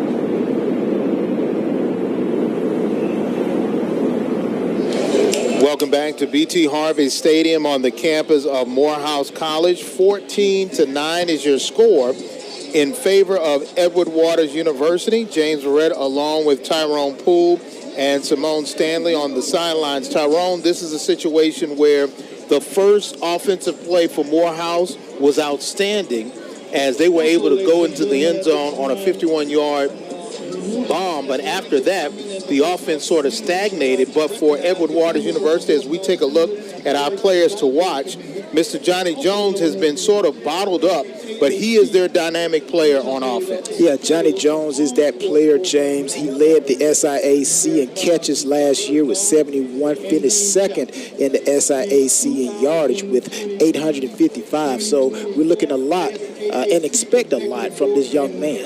And for on the defensive side for Morehouse, Caleb Grant has really been the leader for this defense, but they have been able to really corral the offense, but they've had a deficit because they've had to work with a short field. Yeah, Caleb Grant, he's one of those holdovers from last year, so I'm pretty sure that Coach Mathis has been relying on Grant and talking to him as much as possible about being a leader for this new look Maroons Tigers offense and defense. As we take a look at the schedules for both teams, this should be a daunting task, particularly if you look at Morehouse. They have some games where they'll be traveling. As you take a look at their schedule, they play Edward Waters today, Johnson C. Smith, but then they go to East Rutherford, New Jersey to take on Howard, and then after that they go to Chicago Soldier Field to take on Kentucky State, and that's before they really dive back into conference play. So for Morehouse, this should be a really a test of their will to see how well they can withstand that gauntlet of an early schedule.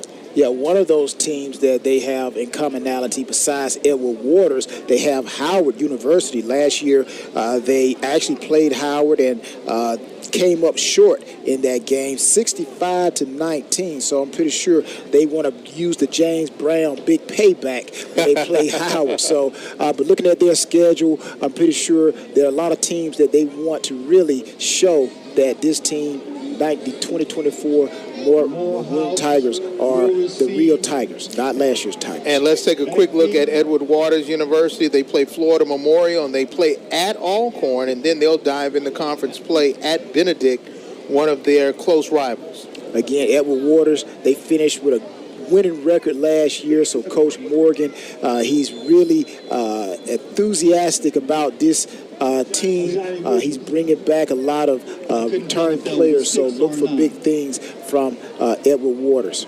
We're ready to start the third quarter. 14-9 is your score in favor of Edward Waters. One of the upbacks will take it at their own 10-yard line for the Maroon Tigers, and that's a Johnny Williams, and he is flipped and upended right before he gets to the 30-yard line. A decent return for Morehouse as their offense will take over. We saw two quarterbacks take a few snaps for Morehouse. Let's see who will take over, but a good return. Yeah, watch Harvey Jackson right here. Well, actually, number 29 right there for Edward Waters. Adams upended the returner for Morehouse. Great play by Adams right there, number 29. So it looks like they're going to stay with one of their reserve quarterbacks to start off the third quarter, and Patrick Blake. Handing the ball off, keeping it on the ground, is Jaden Jones, and he gets his first carry. Whitmer Garçon in on the tackle. Again, it's always important to come out and establish yourself, James, in the second half. Now, we know going into the halftime, it was a big play by Morehouse on the block field goal attempt by Edward Waters. So now, as offensively, they get the ball, Morehouse, let's start that fire again like you alluded to that they had in the first quarter. So let's see if they can rekindle that action. 2nd down and 8. Blake looking to throw, and wow, this one was almost picked off. Garçon was right there, and he could have picked that one off along with others that were right there on the play. Yeah, again, rolling out, half roll, trying to hit the tight end. again, like you alluded to, very dangerous. Great play by number 15 right there. Yeah, he stepped down.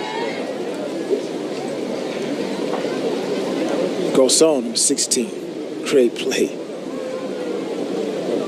3rd down and 8 now for the Maroon Tigers. Devon, the only running back in the backfield, along with quarterback Patrick Blake. Blake getting a little pressure, throws, wow, and it's incomplete. Stretched out, had a chance to bring it in, was a Johnny Williams, but he just couldn't bring it because the turf eventually became a monster for him. A little bit of skinny post right there. Quick drop by the quarterback. Good throw. Couldn't quite come up with the catch, but a great throw on a skinny post. Good throw there by Blake, just as you said. As they say, if it hits your hands, you have to come up with the catch. Sevy Sproul on the punt for Morehouse on 4th and 8.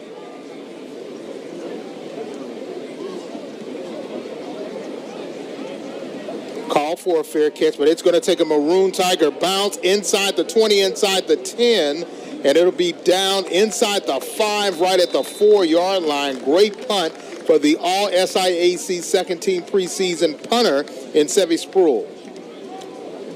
Well, what we just saw right there was a no. You never let the ball hit the ground and roll as a punt return. You catch every ball that's punted to you, because what we just saw is what you do not want as a offense. So now for Edward Waters University, talking to Coach Morgan at halftime, he said they just got to stop making self-inflicted wounds, hurting themselves. What do you expect to see from them coming out of the second half? What I want to see personally from Edward Waters, and we talked about it, didn't quite dive into it, but I want to see them go down the field with the ball, a little bit more throwing deeper.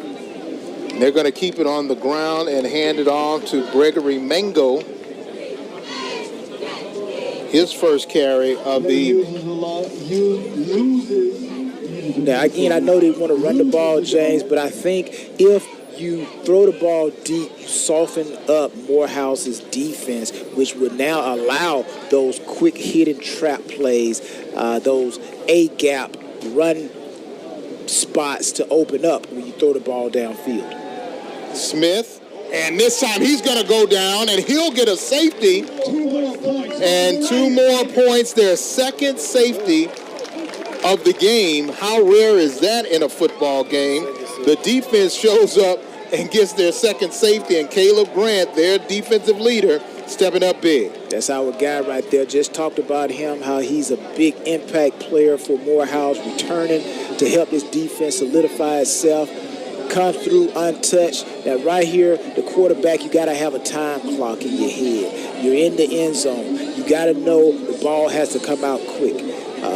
Edward Waters' coach, I'm pretty sure they're telling the quarterback, hey, time clock, get that ball out of your hands. But great play by Grant there. Excited, adds 2 more points to the Maroon Tigers score. It's very rare you see a team that's down by 3 and their defense has been able to get 2 safeties, and we haven't even finished our third quarter yet. Well, as they say, you can score on defense as well. So that's what we always told ourselves, that we can score. We can score safeties. We can score pick sixes. So, hey, let's not just rely on the offense to score points. Johnny Williams on return. Johnny Williams gets hit and brought down. Little talking going on after that. But good field position now for the Maroon Tigers. The defense has done their job. They've scored 4 points. They've limited Edward Waters to just 14 points. Now it's time for the offense as we take another look at the free kick. Yeah, again, great coverage by Edward Waters. Kick coverage. And eliminated what could have been a big return by Morehouse. But again, James, like you said, we want to see more from Morehouse's offense. And they came out hot in the beginning, but really we don't see that sizzle no more. Blake looking to throw long, trying to find Williams, and this one is intercepted again. It is a catch, and D'Angelo South comes up with another turnover in favor of Edward Waters University, and now this is the 4th interception of the game, 5th turnover for Morehouse College. Again, they're just throwing the ball up. It's interception. They're giving away balls for interceptions today. But again, the ball here hangs up in the air. Great read by the safety, going from middle of the field to the sideline. Almost mistimed his jump right there. If it had not been for that knee, that ball might have fallen on the ground. But, hey, Johnny on the spot was able to get the interception for Edward Waters. Again, as the quarterback, you got to understand. Let's look the safety off, and if you're going to throw that ball deep, it has to be more of a straight line throw. You can't just loft the ball up. If you do, it's going to get picked off every time. So now the Tiger offense is back on top. Greg Mango gone. Got one man to beat, and he's finally brought down right into Morehouse territory. And just like that, another big play, Cameron Selders making a touchdown-saving tackle. Usually this is what happens, James. The defense right there, you see Morehouse defensive line not quite ready to play. A little bit of late shifting, helmet comes off. Next thing you know, Mango hits the hole, the gap to the left side of the offense, right side of the defense for Morehouse, and he's off to the races. And great hustle by number 22 right there, Cameron, and saves a touchdown, but nevertheless, big play by Edward Waters. Mango again on the carry. This time he's brought down after a short gain to make it 2nd down. May have gained 2 on that carry. And the young guys are stepping up big for Edward Waters. Gregory Mango, just a sophomore, and Smith, a freshman. The underclassmen stepping up big right now for the Tigers out of Jacksonville.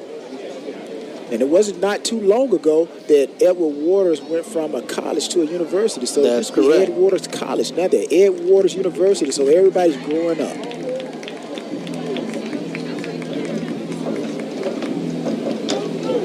Smith looking to throw, has some time, now getting pressured. He eludes one defender and falls down, and he may have lost about a yard or 2 on that play. Now, see, this is where, as the offensive coordinator, you got to get routes that are quicker. Right there, we got 2 guys running into the same spot, running into each other, but the ball has to come out quick. Looks like the offensive coordinator had dialed up a quick throw, get the ball out the quarterback hands quick, but the receivers unable to run the right depth, runs into each other, causes a sack. 3rd down, and this time he's going to be brought down for a sack. Caleb Grant right there, once again making a big play on the freshman quarterback. Yeah, Grant is all over the place. Grant, right now, he's putting in his bid to be on that SIAC first team, all-conference team. But that's what you want out of one of your veteran leaders on defense. He's taken the defense of Morehouse on his shoulders. He made plays. He's gotten safeties. So that's great when you have a guy like that on defense. Everybody plays off of his energy. And if you're Edward Waters, you're like, hey, we got to start looking to find out where this guy Grant, where he lines up every time. He's like Lawrence Taylor right now. He's causing havoc. Baddox now with a 47-yard field goal, but timeout is called by Edward Waters. Timeout, Edward Waters. They want to think about it. Now the thing with kicking long field goals, this is where it's going to be more of a line drive kick, right? Because you got to get a lot of force behind the ball as far as kicking it, versus when you're kicking an extra point, a close field goal. You just try to get up under the ball to actually get it in the air and through the uprights. But here, you got longer distance, so it's going to be more of a driving action. And we've seen before where Morehouse has been able to get penetration either up the center, or they've actually found creases from the left side of the offensive kicking team and block kicks. So it's going to be interesting to see what Edward Waters able to do here. Look like they're going to actually go for it instead of trying to kick the field goal. So if you're Morehouse, let's make sure we call a defense that protects the sticks and the actual end zone, because you know Edward Waters got to throw the ball deep.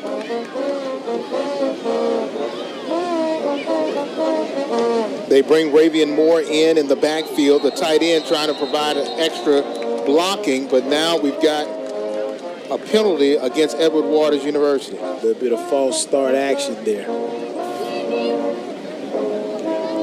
Again, this is Edward Waters. That's the one thing about offensive line. They practice on this. These guys have to get off the ball at the same time. And the offensive, I don't care what type of game we see today, whether it's a passing game or back in the 80s and 70s, running game. The offense is the heartbeat. If your offense is not functioning properly, then everything goes down. And we see right there the false start by the right tackle, pushing Edward Waters back even farther. Smith finds a receiver in Tillman, and Tillman gets a lot of those negative yards back and gets down to about the 25-yard line. But it looks like we have another flag. Yeah, we're getting to see a little bit of, I guess they're going to call that really rough play right there by the offensive lineman slamming one of Morehouse's defensive players to the ground. But I'm like, at what point is it really too physical play? It's still football, right? It's still football. Take one more look at it, and they do call a flag. Yeah, kind of see the Edward Waters offensive lineman throw the player for Morehouse to the ground. We'll take a break. We come back. We'll see what Ed Waters wants to do. Stay tuned.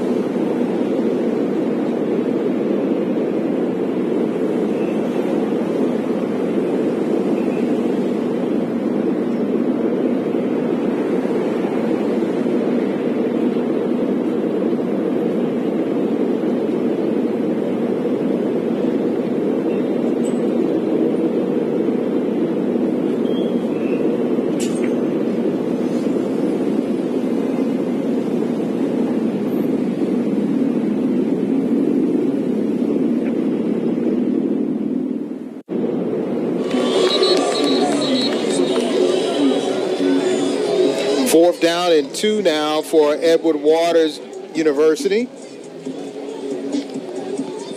And they turned it over on downs, which means that it'll be Morehouse College first play from the 25-yard line.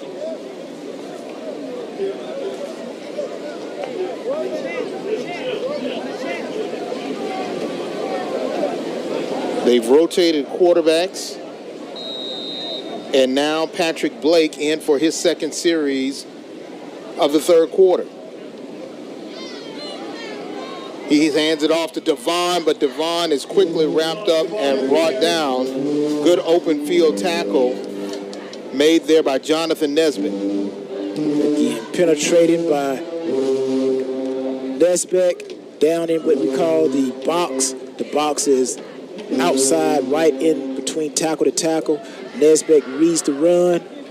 Watch the offensive lineman, everybody blocking. He reads it, comes up, penetrates, gets to the backfield for a negative gain for Morehouse. Second down. Quick pass, reception made, and tackle made by Garcon. Reception made there by Marcus Vinny, his first reception of the game. And Garcon again, he's been on the play. We've called his name out several times today. Again, both Morehouse and Edward Waters have players on offense and defense that can make plays. We've seen Grant for Morehouse, and we're seeing Garcon and a lot of the guys for Edward Waters making plays. So we've seen a lot of great talent today. Third down and long with Blake still in at quarterback.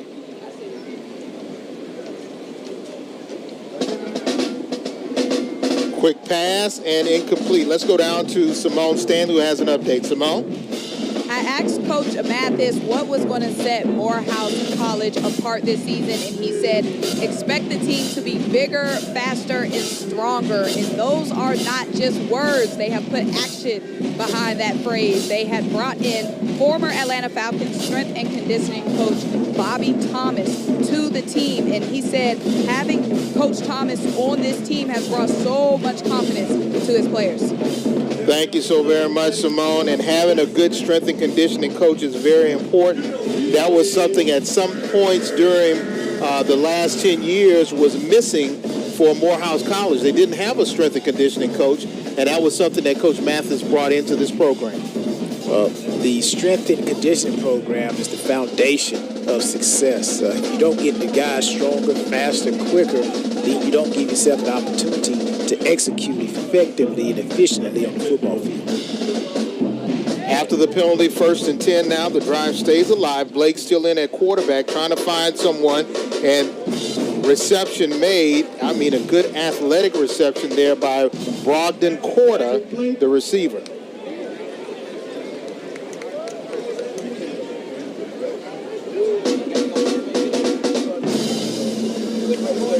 Second down now and 3 yards for a first. Close to midfield, we find the Maroon Tigers as they trail by 3, 14-11 with less than 8 minutes to play here in the third quarter. Interceptions have been the bugaboo and turnovers for the Maroon Tigers, but right now they're trying to maintain. Blake going to throw it long, finds a receiver, but wow, in and out of the hands of Corey Pendergrass. And that's like Teddy used to say, he let it go, right? That was a reception TKO. Yeah, you got to come up with that catch. I'm like, your Pendergrass, you got to come up with that catch. Great throw by the quarterback. Good follow through. Nice ball. But he let it go. Just didn't look it in. They say you got to catch it and then look it in. Looks like Pendergrass might have been looking to see if there was a defensive player anywhere in the vicinity. But right there, you got to catch it, put it away, then make the active play. And then on top of that, he injures himself. Short yardage play. Chase Devon. And now to bring up 4th down, Devon unable to get more than just a half a yard. So decision time now for Morehouse. Do they go for it or are they going to punt? But a situation like this with Edward Waters playing pretty good defense,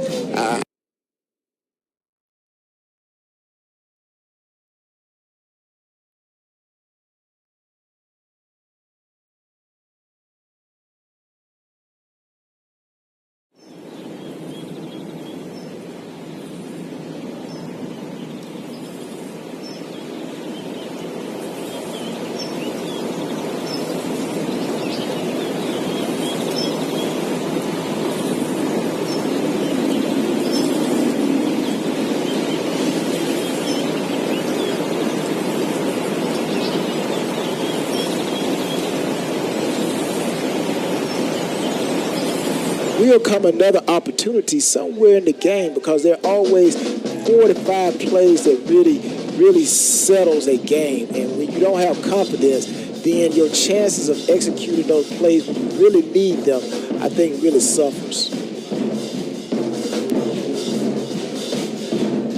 If you're Ed Waters, you're like, hey, guys, we got the ball on their side of the territory, right, on their side of 50. So let's go down, let's settle down, and let's make some plays.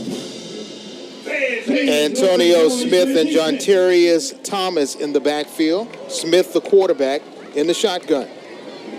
Hands it off to Thomas, reverse it back, gives it back. Oh, no! He fumbles the ball. Smith fumbles the ball, and it looks like Morehouse has it.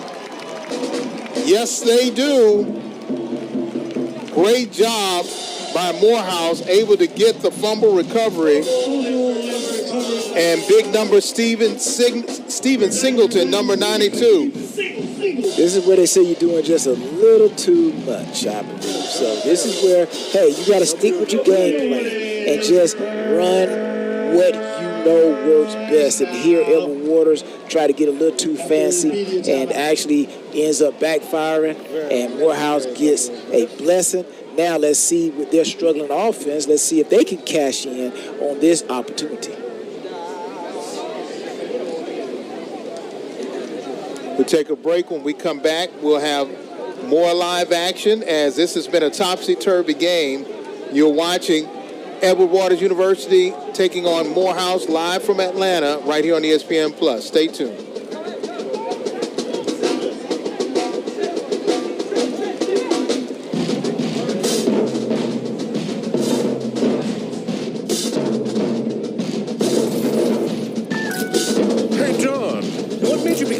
Campus ambassador. Do tell. I live to network. HBCU's all about that. The keyword being network. Oh, like a certain network that has speedy 5G? I see you could take a hint.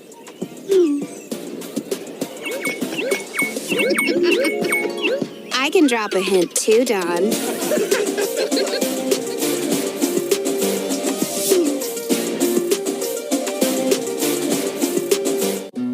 A little win is knowing someone's there for you. There for your business. There for your community. And everything in between. At Georgia Power, we do everything in our power to keep you going. That's why we're investing in our electric grid, to make it stronger and more dependable. Because when there's reliable energy, that's a win for all of us. Take your education to the next level with 2 graduate degrees at Edward Waters University for the fall 2024 semester. Reach the highest levels of leadership in today's business world with our Master of Business Administration, and our Master of Arts in Education Policy and Advocacy will prepare you to be an education administrative professional. Visit ew.edu to enroll today. Edward Waters University. Emerging eminence. In communities where leaders are forged and legacies are born, the Southern Intercollegiate Athletic Conference proudly celebrates the accomplishments of current and former students.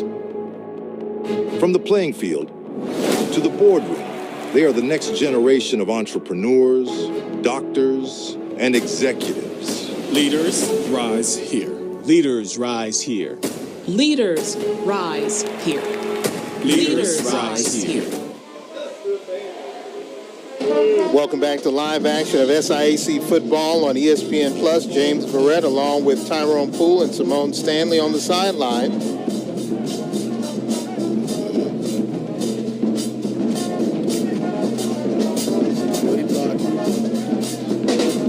Trying to keep it on the ground are the Maroon Tigers, and they're able to get some positive yards. Seems as though coach is trying to try out as many young people as possible. Jaden Jones on the carry. Yeah, like you said, James, we're seeing a lot of faces. And when you're in a situation where you're trying to find a culture, as a head coach, your first year, your first tenure, you're just trying to look to find who wants to play. Who wants to play? Who really wants to help turn this program around? And what did Coach say when we had a chance to talk with him? He said, I'm not trying to change the culture. I'm trying to change the atmosphere. Yeah, in order to change If you can change the atmosphere, then you can change everything up under the atmosphere. Hand it off to Jones. He gets hit immediately. D'Angelo Sapp comes out of his strong safety position to make the tackle. Again, nice play by Edward Waters' defense. Morehouse wants to run the ball, but Ed Waters says, no, we have a good run defense. Unblocked, makes the tackle.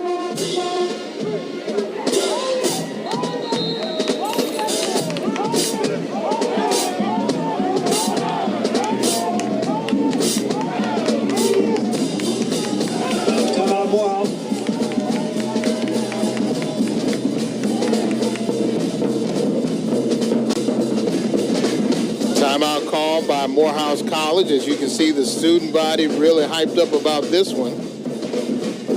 5:19 left to play here in the third quarter. 14-11 in a game where mistakes have been made. The team who has made the other team pay the most for the mistakes is the team that has the lead, which is Edward Waters. We've seen MEs, mental errors. We've seen missed field goals. We've seen drop balls. And I'm pretty sure the coaches, when they go back and review this game, there would be a lot to talk about. If you're Ed Waters, you got to say, if we want to be the team that we want to be, if we want to win, have a winning record like we did last year, we can't play like we're playing right now. And if you're Morehouse, if you want to win more than one game, then, hey, you got to be able to not shoot yourself in the foot. Third and long. Blake still in at quarterback looking to throw and almost intercepted, depending on if he kept his feet in bounds. Will it be a catch for Brogdon Quarter?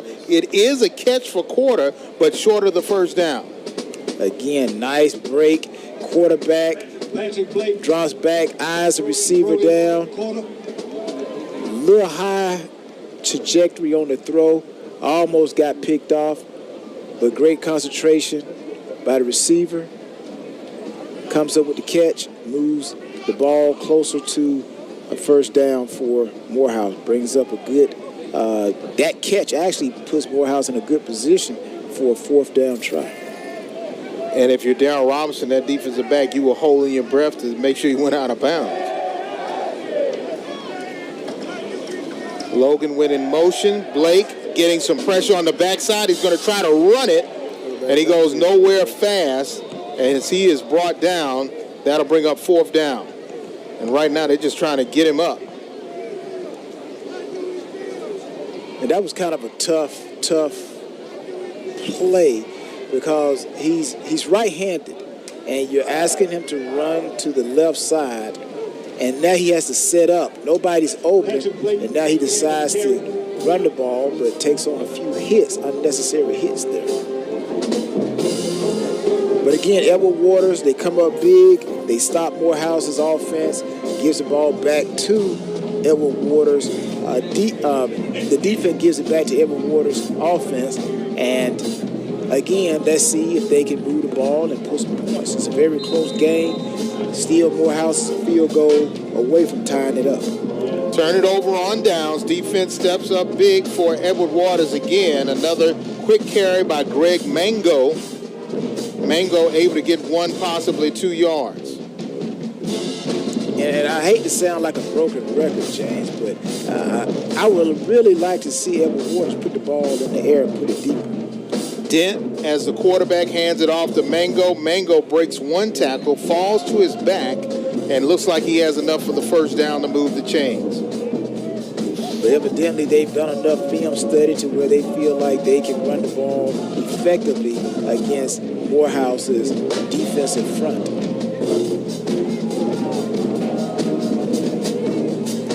Mango actually felt someone put him on the ball there, and they had to put an extra hand to keep the ball from being lost. Here comes Mango. Mango breaks 1 tackle, goes into Morehouse territory down at the 45. A good strong run for Greg Mango, the sophomore running back out of Daytona Beach. Yeah, that was a big, powerful run right there. Like Mango gave a little bit of Tyrese Stanley. Watch Stanley, number 26, come up. Oh, Oh, yes. You got to go get your big boy pass. And actually, Stanley got up a little bit, holding his shoulder, but tough running by Mango there. Contrell Williams coming in now to spell Mango as Jawan Dent back in at quarterback, who is our starter. We've also seen his backup freshman, Antonio Smith. Dent going to flare it out to Johnny Jones. Johnny breaks one tackle. Here comes Johnny Jones. This is what makes him dangerous. Run after the catch inside the 20, down to about the 15. This is why he's one of the best wide receivers in all of D2 football. Yeah, that's why he had 71 catches last year, James.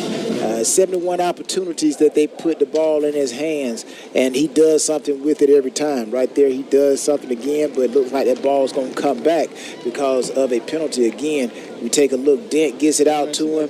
He's able to elude a tackler, kept his balance, his strength in his legs, and able to utilize a little bit of speed, get down the sideline. But again, great hustle by the Maroon Tigers to limit the touchdown, but it all comes back for naught, a penalty.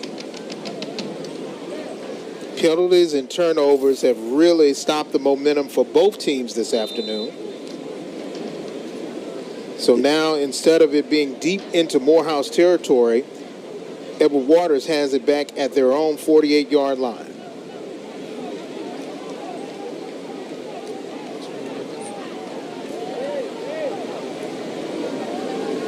Quick throw to Johnny Jones. Here comes Johnny, and he makes it out to midfield.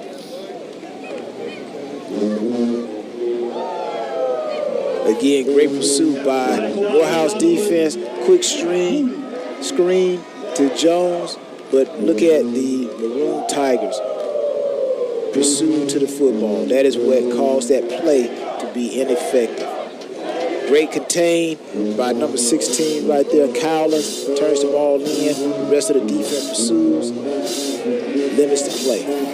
That's a win for Morehouse's defense. Second down and long. Going to give it to Williams. Williams gets some of the negative yards back, gets into Morehouse territory before he's brought down. Now this is favorable for Morehouse's defense because it brings up a 3rd and long for Edward Waters, and yet we have not seen Edward Waters throw the ball deep. So if I'm Morehouse's defensive coordinator, I'm dialing up a play that's going to cover short yards, maybe put pressure. We've seen Grant, let's not forget him, come through on some free blitzes, and let's see if we see Morehouse blitz Grant again. 3rd down and 9. Looking to the sideline for the play call with four wide receivers set.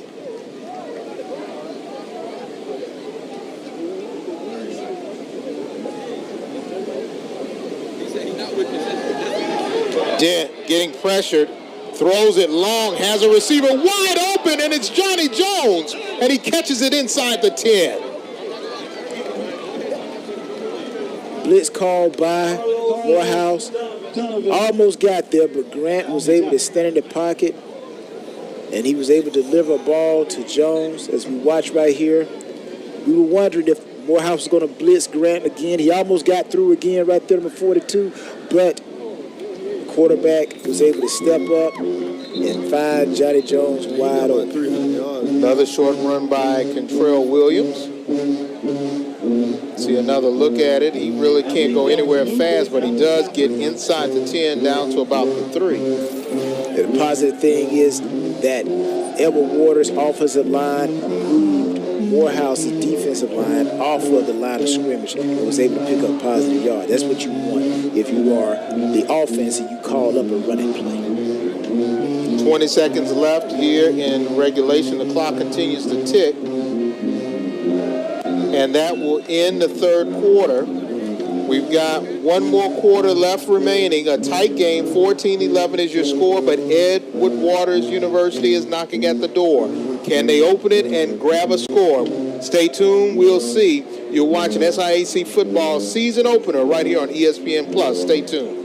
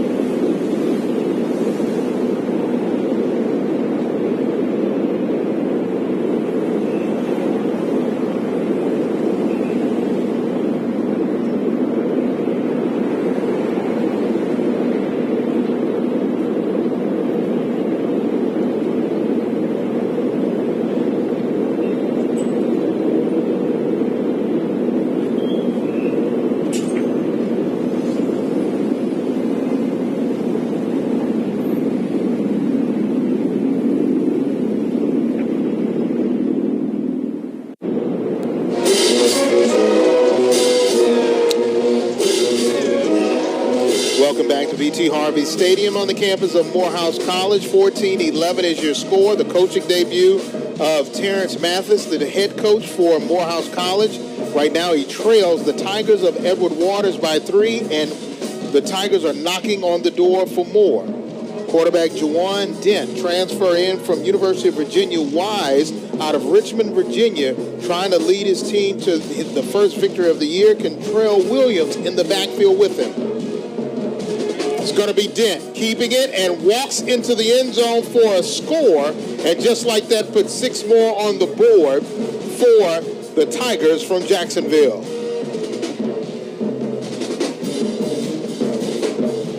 Actually, James, I thought that they were going to do the quarterback sneak. He walked up to get up under, I thought, the center, but then he went back. I guess he was just doing an audible, making sure that they knew that he was going to run the ball. But either way, whenever you can have a dynamic quarterback that can run, I think that always gives the offense a leg up on the defense, and right there is proven that the defense doesn't necessarily always have a person or a defensive call for a running quarterback. Maddox on for the kick. Point after attempt is good. 10-point lead is in favor of Edward Waters University. 21-11 is your score. We'll take a break. When we come back, we will see if Morehouse can start to make a fourth quarter comeback. But so far, it's been the Tigers' defense and their special teams that have come through when they needed them to. They're up 21-11. Stay tuned.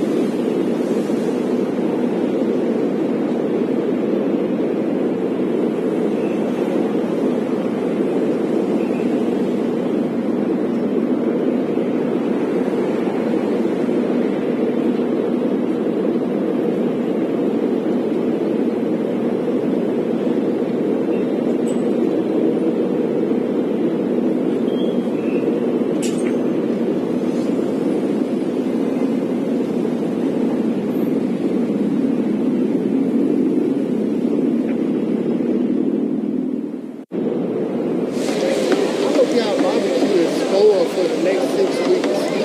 21-11 is your score in favor of the Tigers from Edward Waters University out of Jacksonville. James Verrett along with Tyrone Poole and Simone Stanley on the sideline. It's the Maroon Tigers, as they say, it's go time for them as they trail by 10 points. And when you think about it, with all of the interceptions, turnovers, and two safeties that they've been able to earn defensively, this has been really a roller coaster ride for Terrence Mathis in his first game out in Tyrone. Yeah, as we noted, they started out hot and they've cooled off, so I think this is a big drive for Morehouse.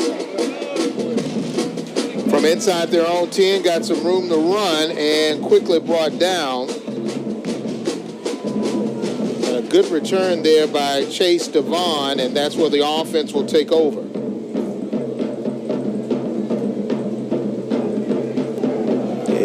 Getting a little bit of extra coaching right there. They're telling him, hey, you got to hit that hole, man. You come up in there. Kind of like Lawrence Taylor said one time. I saw an NFL clip Lawrence Taylor was telling the running back, he said, you can't, he says some bad words. You can't run it soft a bit there. you got to run it. So as a kick returner, you can't be tiptoeing. You got to hit that hole and hit it hard and effective. That's usually how you get those big returns. Blake still in at quarterback for Morehouse. Trying to get some extra pass protection. This time, immediately hit as the receiver. May have gained 1 yard and gotten back to the original line of scrimmage. And our new running back du jour is Thane Martin Jr. Yeah, watch Nesbitt for Edward Waters on this play.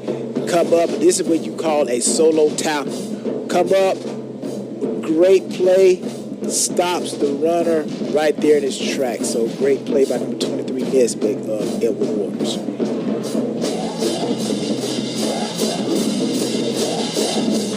Four wide receiver set. Blake gonna throw it long and short. Intercepted. The 5th interception of the day, and this time it's Darryl Roberts Jr. with the pick. Yeah, I think Coach Mathis, he's scouting right now for a quarterback. But at the end of the day, you don't want turnovers. There's another turnover. I thought this was a crucial drive for Morehouse, but instead gives Edward Waters another opportunity with the ball on Morehouse's side of the 50 to go down and score points. But if I'm Edward Waters, with this possession here, James, I'm going to try to eat up as much of this clock as possible. I'm going to run the ball. But again, great play by number 6 there, Roberts Jr. Catch the ones that come to you. He gives Edward Waters a great opportunity to really milk this clock. And this is where they say you get into your 4-minute offense. I know it's 14 minutes left, but 4-minute offense means just run as much time off this clock as possible. Trying to add on to their 10-point lead. Dent's going to get hit. The ball is loose. It's still a loose ball. Great job by the offensive lineman to fall on top of it, and that's what you want to see from your offensive lineman. Great play there in order to make that play up, and it looks like that was Javon Reed.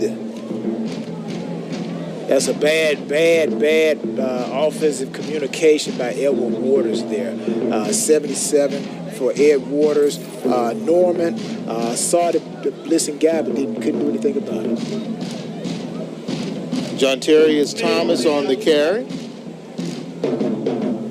Gets down to about the 40-yard line. Clock continues to run. The clock right now still on the side of Morehouse because you got plenty of time left, but the possession is in favor of Edward Waters. They control the clock right now. Keeping it on the ground, Thomas. And this time he's brought down. And we got a player down for Morehouse that looks like Joshua May. Now again, if you're Edward Waters, you want to limit as many opportunities that Morehouse can have by possession of ball. We take a break. We come back. We'll check on the status of the young man. 21-11 is your score in favor of Edward Waters University. ESPN College Football returns after the break.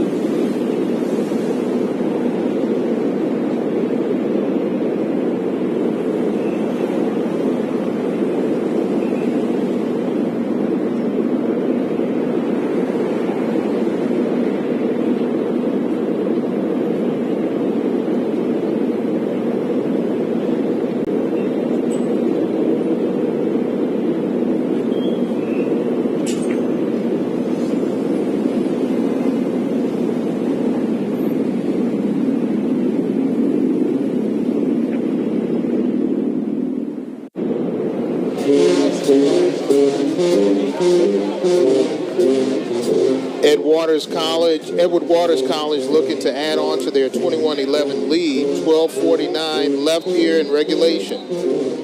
Jawan Dent in his first start as a Tiger.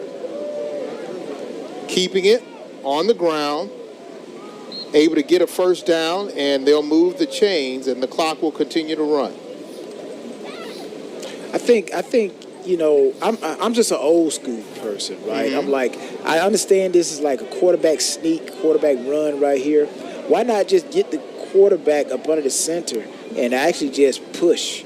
I'm like, you know, there's so many things. Somebody could shoot the gap defensively and penetrate, but nevertheless, they get the first down. But I'm like, hey, put the quarterback up under the center and just snap it. Brady Tillman. Everybody throwing their flag.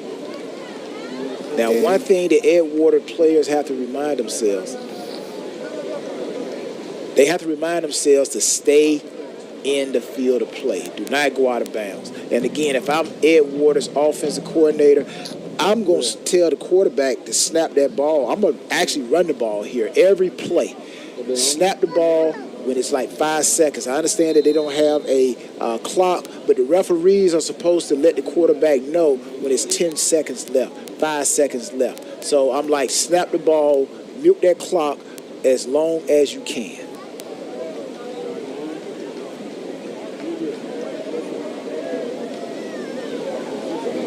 Hand off to Tillman.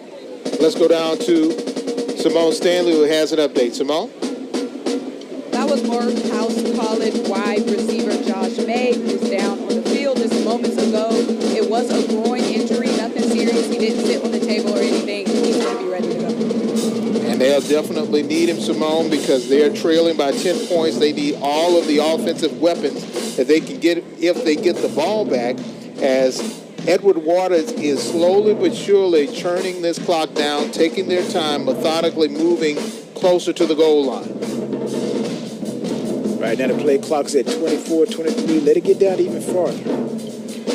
Brady on the carry again, and he slides forward for another first down. Tillman, the freshman out of Fort Lauderdale, Deerfield Beach High School. Again, just downhill running. Great play by Tillman. Keep his feet, possibly go to school. But great running, penetrating by Ed Waters offensively on the run game.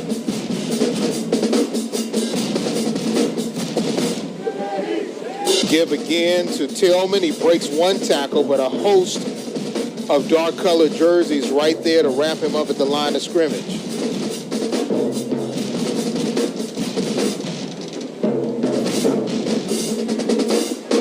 Again, running Tillman. Great play by Morehouse defense to limit the run. But here again, 24 seconds on the play clock. You can run this play. You can run the actual game down to 10 minutes before left in the game before you snap the ball. No flags. Everybody's pointing, but not enough movement to cause a flag. Clock is down to 1 second. They get it off just in time. Johnny Jones tries to get free, but he is eventually brought down for a tackle. And that's Carlos Donovan. Again, I like the fact that they running the clock down to the last seconds. Maybe they heard what I said, but again, you're passing the ball. If Johnny drops that ball, then it stops the clock. So again, if I'm Coach Morgan, I'm up in the booth talking, like, let's run the ball. Run the ball.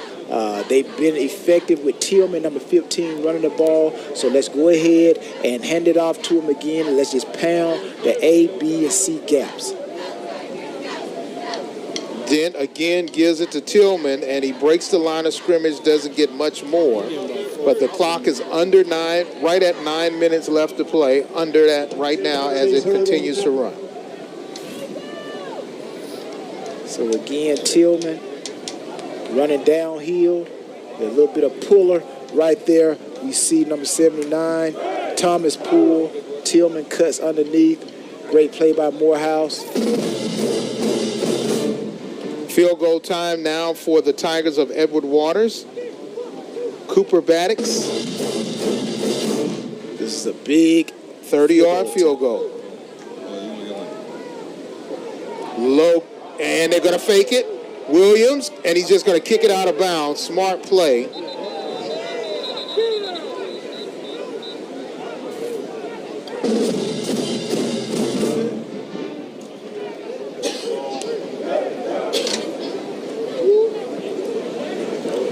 We know one side of the ball that Ed Waters going to be working on very hard. That's their special teams field goal PAT attempts. They have been not good today. About 9 points taken out. And the penalty is against the defense. Replay 4th down. And both teams, from a penalty standpoint, have been shooting themselves in the foot all game. So that is something else that both sides are going to need to correct. The mental errors, penalties, drop passes. So it's a lot of footage and a lot of things that they can do, James, after they watch this film tomorrow, that they can make themselves better if each team want to go where they want to go. Now they're going to go for it on 4th down, trying to wave to say, hey, I'm right here. And Johnny Jones just wanted the ball. He's like, snap it. I'm on. They got me one-on-one. Just throw it up. Well, actually, there was no one out covering Johnny Jones. Morehouse actually, I think the back saw him late. So if the quarterback has seen it, maybe snap the ball. But again, you got to make sure everybody's set.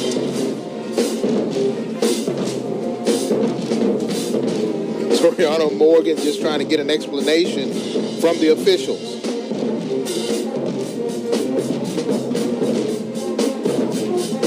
A score here could put this game on ice, really. Yeah, I think a score here, James, could really nail it, put the nail in the coffin. A touchdown here would really, really solidify this game. And Morehouse's offense has not been moving effectively. They've moved the ball, but not as strong and consistently as I'm pretty sure the Morehouse offensive staff would like. So they really need to come up with a stop here defensively for Morehouse. And if you're Ed Waters, like you said, a touchdown here would definitely be the nail in the coffin.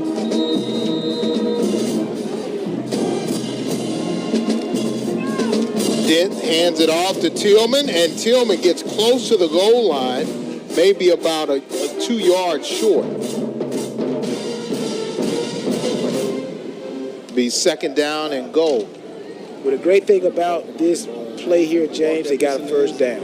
They got 3 downs to really drain this clock to where Morehouse may only get 1 possession if Edward Waters scores here. So again, it's all how Edward Waters plays this series of plays. Do they drain the clock, or do they try to snap, and try to score a touchdown? Should be interesting to see what they're going to call. And you see the defense trying to make a substitution, and the player was still on the field. So now they'll move even closer to the goal line. It should be from 1.5 yards out with 7:37 left to play here in the game. Just running Tillman downhill. Great play. Morehouse, you know that they're going to run the ball. So as a defense coordinator, you got to call nothing but your best defense here. Your run-stopping defense. And if you're corners, hey, you got to tighten up and play tough. Close, and will they call it into the end zone?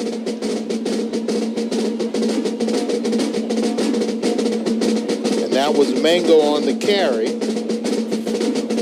Let's see where his knees went down.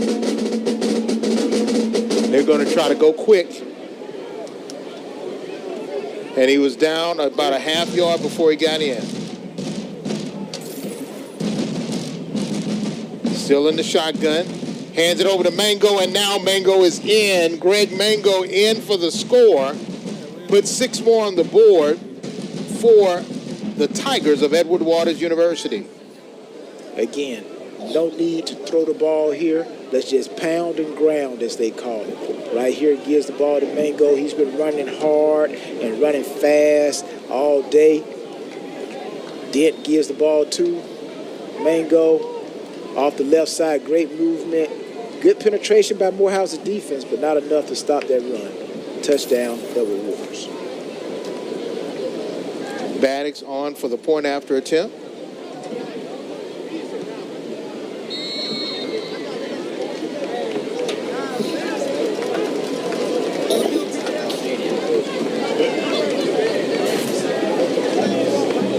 And we take a break. When we come back, we'll see if Morehouse has anything left in the tank. But right now, offensively, the tank is full for Edward Waters University as they have a 28-11 lead. Stay tuned.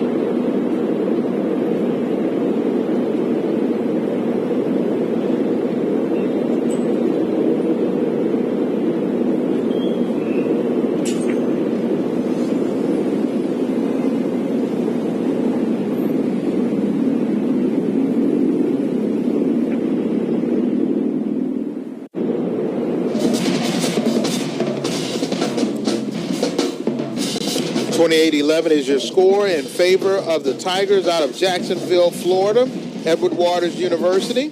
And for Morehouse, they started off with a bang, scoring on their first offensive play, but they have struggled, particularly in their own red zone, giving up situations where they've had several turnovers, 5 interceptions, and a few fumbles. Their defense has stood tall, scoring 4 points on 2 safeties.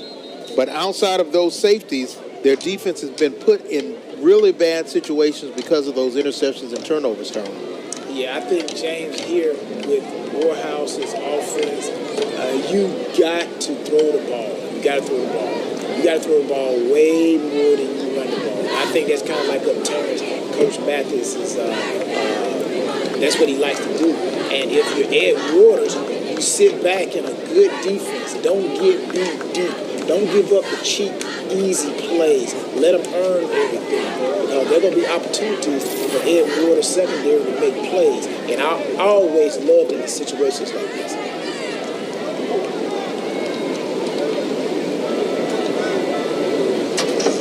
So now for Morehouse, they've got to work fast because the clock is not working in their favor.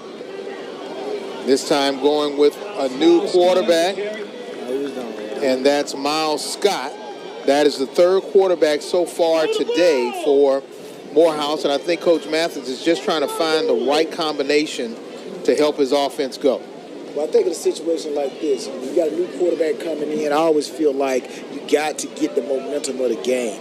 And right here, I just don't think, the quarterback is in sync with what's going on the field. And I don't think the offense is going to play any better. I think sometimes these situations are learning experiences for the players, right? They got to learn how to win. Sometimes you learn how to win by sometimes going through losses.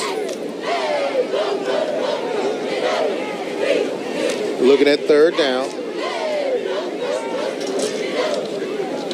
3rd and 5. Low snap. And now it's got some time throws. Will they call it a catch? Yes, they will call it a catch. Miles Scott on the reception. Check that, Borton Cora on the reception.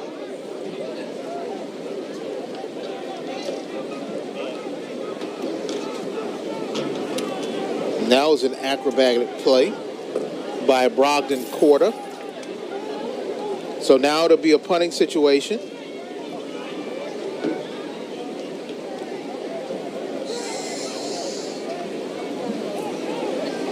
And Sevy Sproul, who's done a pretty good job punting today.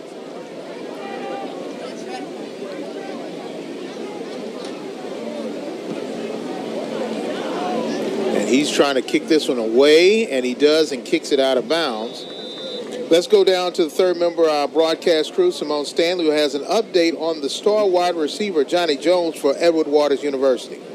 Yes, Jones is a name we've heard you talk about a lot today, James. He was named to the Black College Football Player of the Year watch list. That watch list is made up of 50 players from 27 different HBCUs, and the winner is announced during the 2025 HBCU Legacy Bowl. The winner earns the Deacon Jones Trophy, that award named after Pro Football Hall of Famer Deacon Jones, who played college football at South Carolina State and Mississippi Valley State University. I asked Johnny Jones how he felt when he found out about it, and he said he was surprised. He said he found out about it from his teammates.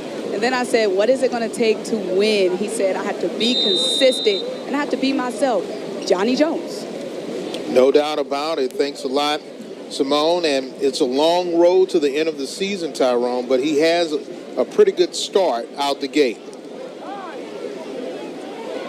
Good run here, and off to the races we go. Bryson True, another freshman for Edward Waters University, and he is just hyped up to have his opportunity to play, the young man out of Nashville, Tennessee. Yeah, two things are happening right now as we see, James. You got one side, Edward Waters. These coaches want to see, can they finish? Can they finish? Can we finish? Now, if you are Coach Mathis and you're Morehouse, you want to see who really wants to be here. Who really, film doesn't lie. You're going to see guys that really want to be here, right? And you're going to see it through their actions and how they still play hard, even though the game looks like it's out of hand. So a lot of these guys don't know it, but they're being evaluated, and this is the most crucial part of the game, is finding when you're down who plays hard. Free play for the Tigers, out of bounds. Looks like there was movement across the defensive front of Morehouse College.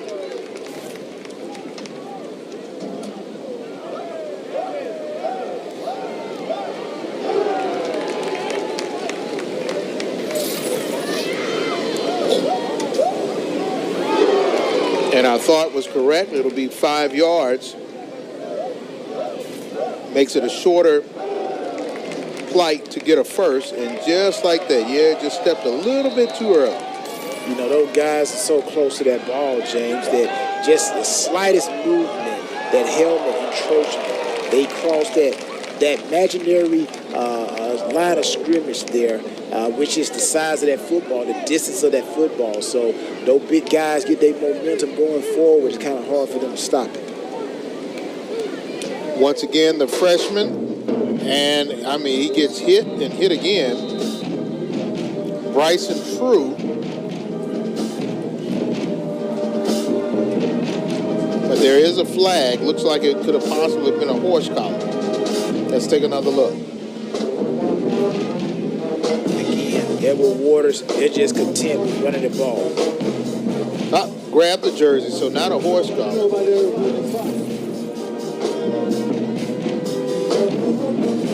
Clock continues to run. And for Edward Waters University, they've been able to get a number of running backs opportunities and to get some good looks. And Coach Morgan will have some film to look at to see which freshman he wants to continue with. With Edward Waters, if things continue to go the way they're going, then you're going to look at this film and you're going to say, hey, yes, we got the W. If everything goes accordingly, we got the W. But there's a lot of plays on the field that if we want to be the team that we want to be, we cannot have to happen next week. We got to get better. And if you're Morehouse, you got to look at the game. If it continues to go the way it's going, look, guys, we have the ability, we have the talent. We have to come together and everybody just do their job. Second down. Once again, giving it to True, the young running back, and he's quickly wrapped up and brought down as they were telegraphing that running play. Well, again, we're going to run the ball. You got a big enough lead to where you want to just drain the clock. And when you run the ball, the clock continues to run. So Edward Waters is doing what you normally do when you're in a situation when you're up 21-11 with a few minutes left in the game. Run the ball.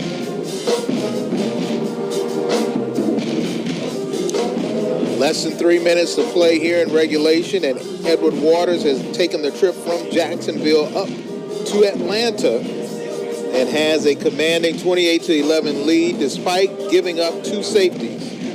Keeping it on the ground, and this time it is Greg Mango, the other freshman. Now, I think even if you're Ed Waters again, you run the ball here, you run it, and then when you go to punt, you even take a penalty because now you're going to run even more time out the clock, right? So really they can run almost a whole minute and plus change of seconds off this clock just by running the ball here and then taking a penalty when they go to punt the ball.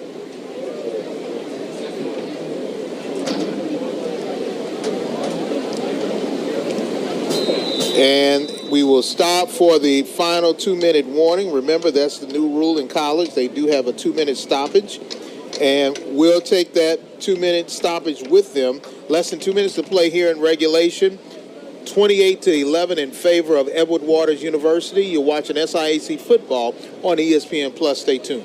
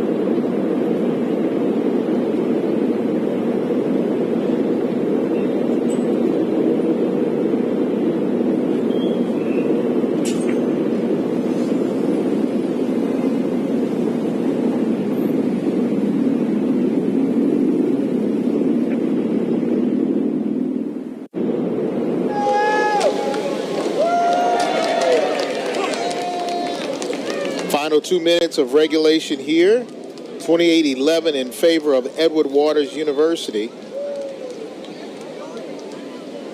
They need a first down to put this game on ice, 3rd and 6.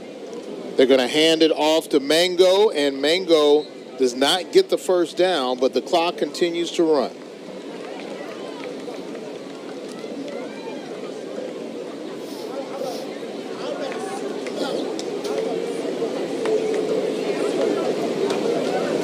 And at this point, it's safe to say that this game has been put on ice. They're going to go for it on 4th down. Try to keep the clock running. Getting the signals from the sideline is Jawan Dent in his first start with the Tigers out of Jacksonville. Hands it off to Mango again. Mango this time gets the first down and a little bit more, and he goes out of bounds, but it's safe to say this one is on ice, Tyrone. Stay in bounds. But yeah, it's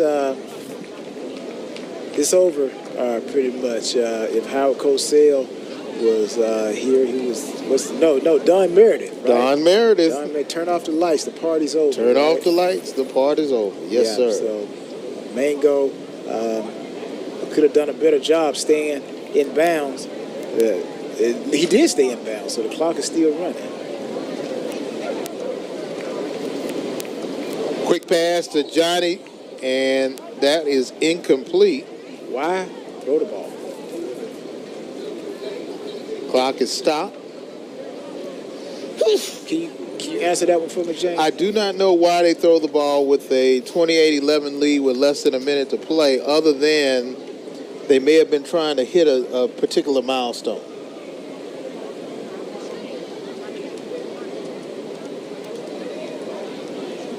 But either way, Edward Waters, I'm calling him Ed Waters. No, Edward Waters. That's what the university president. The university president says it's Edward Waters University, and he appreciates every time we say Edward Waters. Well, it's just like when people say they say Morehouse. They don't say Morehouse. They say Morehouse, or they say Atlanta. No, right? it's they Morehouse. say ATL. So everybody got their little saying, but we all know we're talking about Edward Waters University. Clock continues to run down, less than 30 seconds to play, and it looks like they're just going to let the clock continue to run. And for Edward Waters University, they win another season opener, and for Morehouse, they'll have to go back to the drawing board, but we have seen some glimmers of a very potent offense from head coach Terrence Mathis. And the clock strikes quadruple zero, and your final score from B.T. Harvey Stadium here in Atlanta, Georgia, Edward Waters University 28, Morehouse 11. Your final thoughts on both teams, Tyrone? Well, one team came away with the victory, Ed Waters. They came here to do what they wanted to do. Road game, they won. So they're 1-0. If you're Morehouse, you came into this game, a new coach, you want to see the type of team you have, and you hope that you get the win, and maybe you want to get some good team. And I think it's a lot of film work to be done on both sides of the ball. Think about it, these guys came away. No doubt about it. So Edward Waters University starts the season 1-0. And for Morehouse College and Terrence Mathis, they're still in search of their first victory under their head coach, Terrence Mathis. It's been a dynamic game, a dynamic afternoon for football, and we can't wait for the rest of the season to unfold. I want to thank everybody for joining us. And we're holding one more time for Toriano Morgan, and let's go down to the field to catch up with Coach Morgan. Coach, the first week one win for Edward Waters since 2001. How does this set the tone for the season? Well, it's good. We got the first win, and like I've always said, this team, once they get their first win, they have the ability to roll off a string of victories. So getting the first one has always been important for us. We didn't play our best football at all today, but still, nonetheless, we got the W. Got a lot of things we need to go clean up. And what do you want to see the team continue to build on as we go along? And that defense played lights out today. Getting 8 turnovers. That's probably the stat line that kept us in the game and allowed us to take control of the game. So if they can keep playing at that level and keep creating turnovers, the offense got it rolling here in the end of the third quarter and the fourth quarter. We just got to put it all together now for a complete game. And Edward Waters was the team that had to go up against this new-look Morehouse team. The test dummy Edward Waters was. How did it feel surviving that? Well, it was good. We didn't know what to expect. We know that Coach Mathis is a great coach. He has a great staff, and we knew the kids were going to come out charged, wanting to get him his first win. So we knew they were going to come out excited and electric. They hit the first play of the game for a touchdown. So we knew once the game settled in and we began to play our game that it would eventually swing our way. So we're excited about that. Thanks, Coach, and congrats. Thank you. Appreciate it. Thank you so very much, Simone Stanley and Coach Morgan. It has been a great afternoon for football. Our season is just underway. Make sure you watch ESPN Plus and all of the ESPN platforms to stay up to date with the SIAC as we march toward the SIAC championship game and, of course, the Division II playoffs. For Simone Stanley and Tyrone Poole, I'm James Verrett telling you farewell from B.T. Harvey Stadium on the campus of Morehouse College. Your final score, 28-11 in favor of the Tigers of Edward Waters University.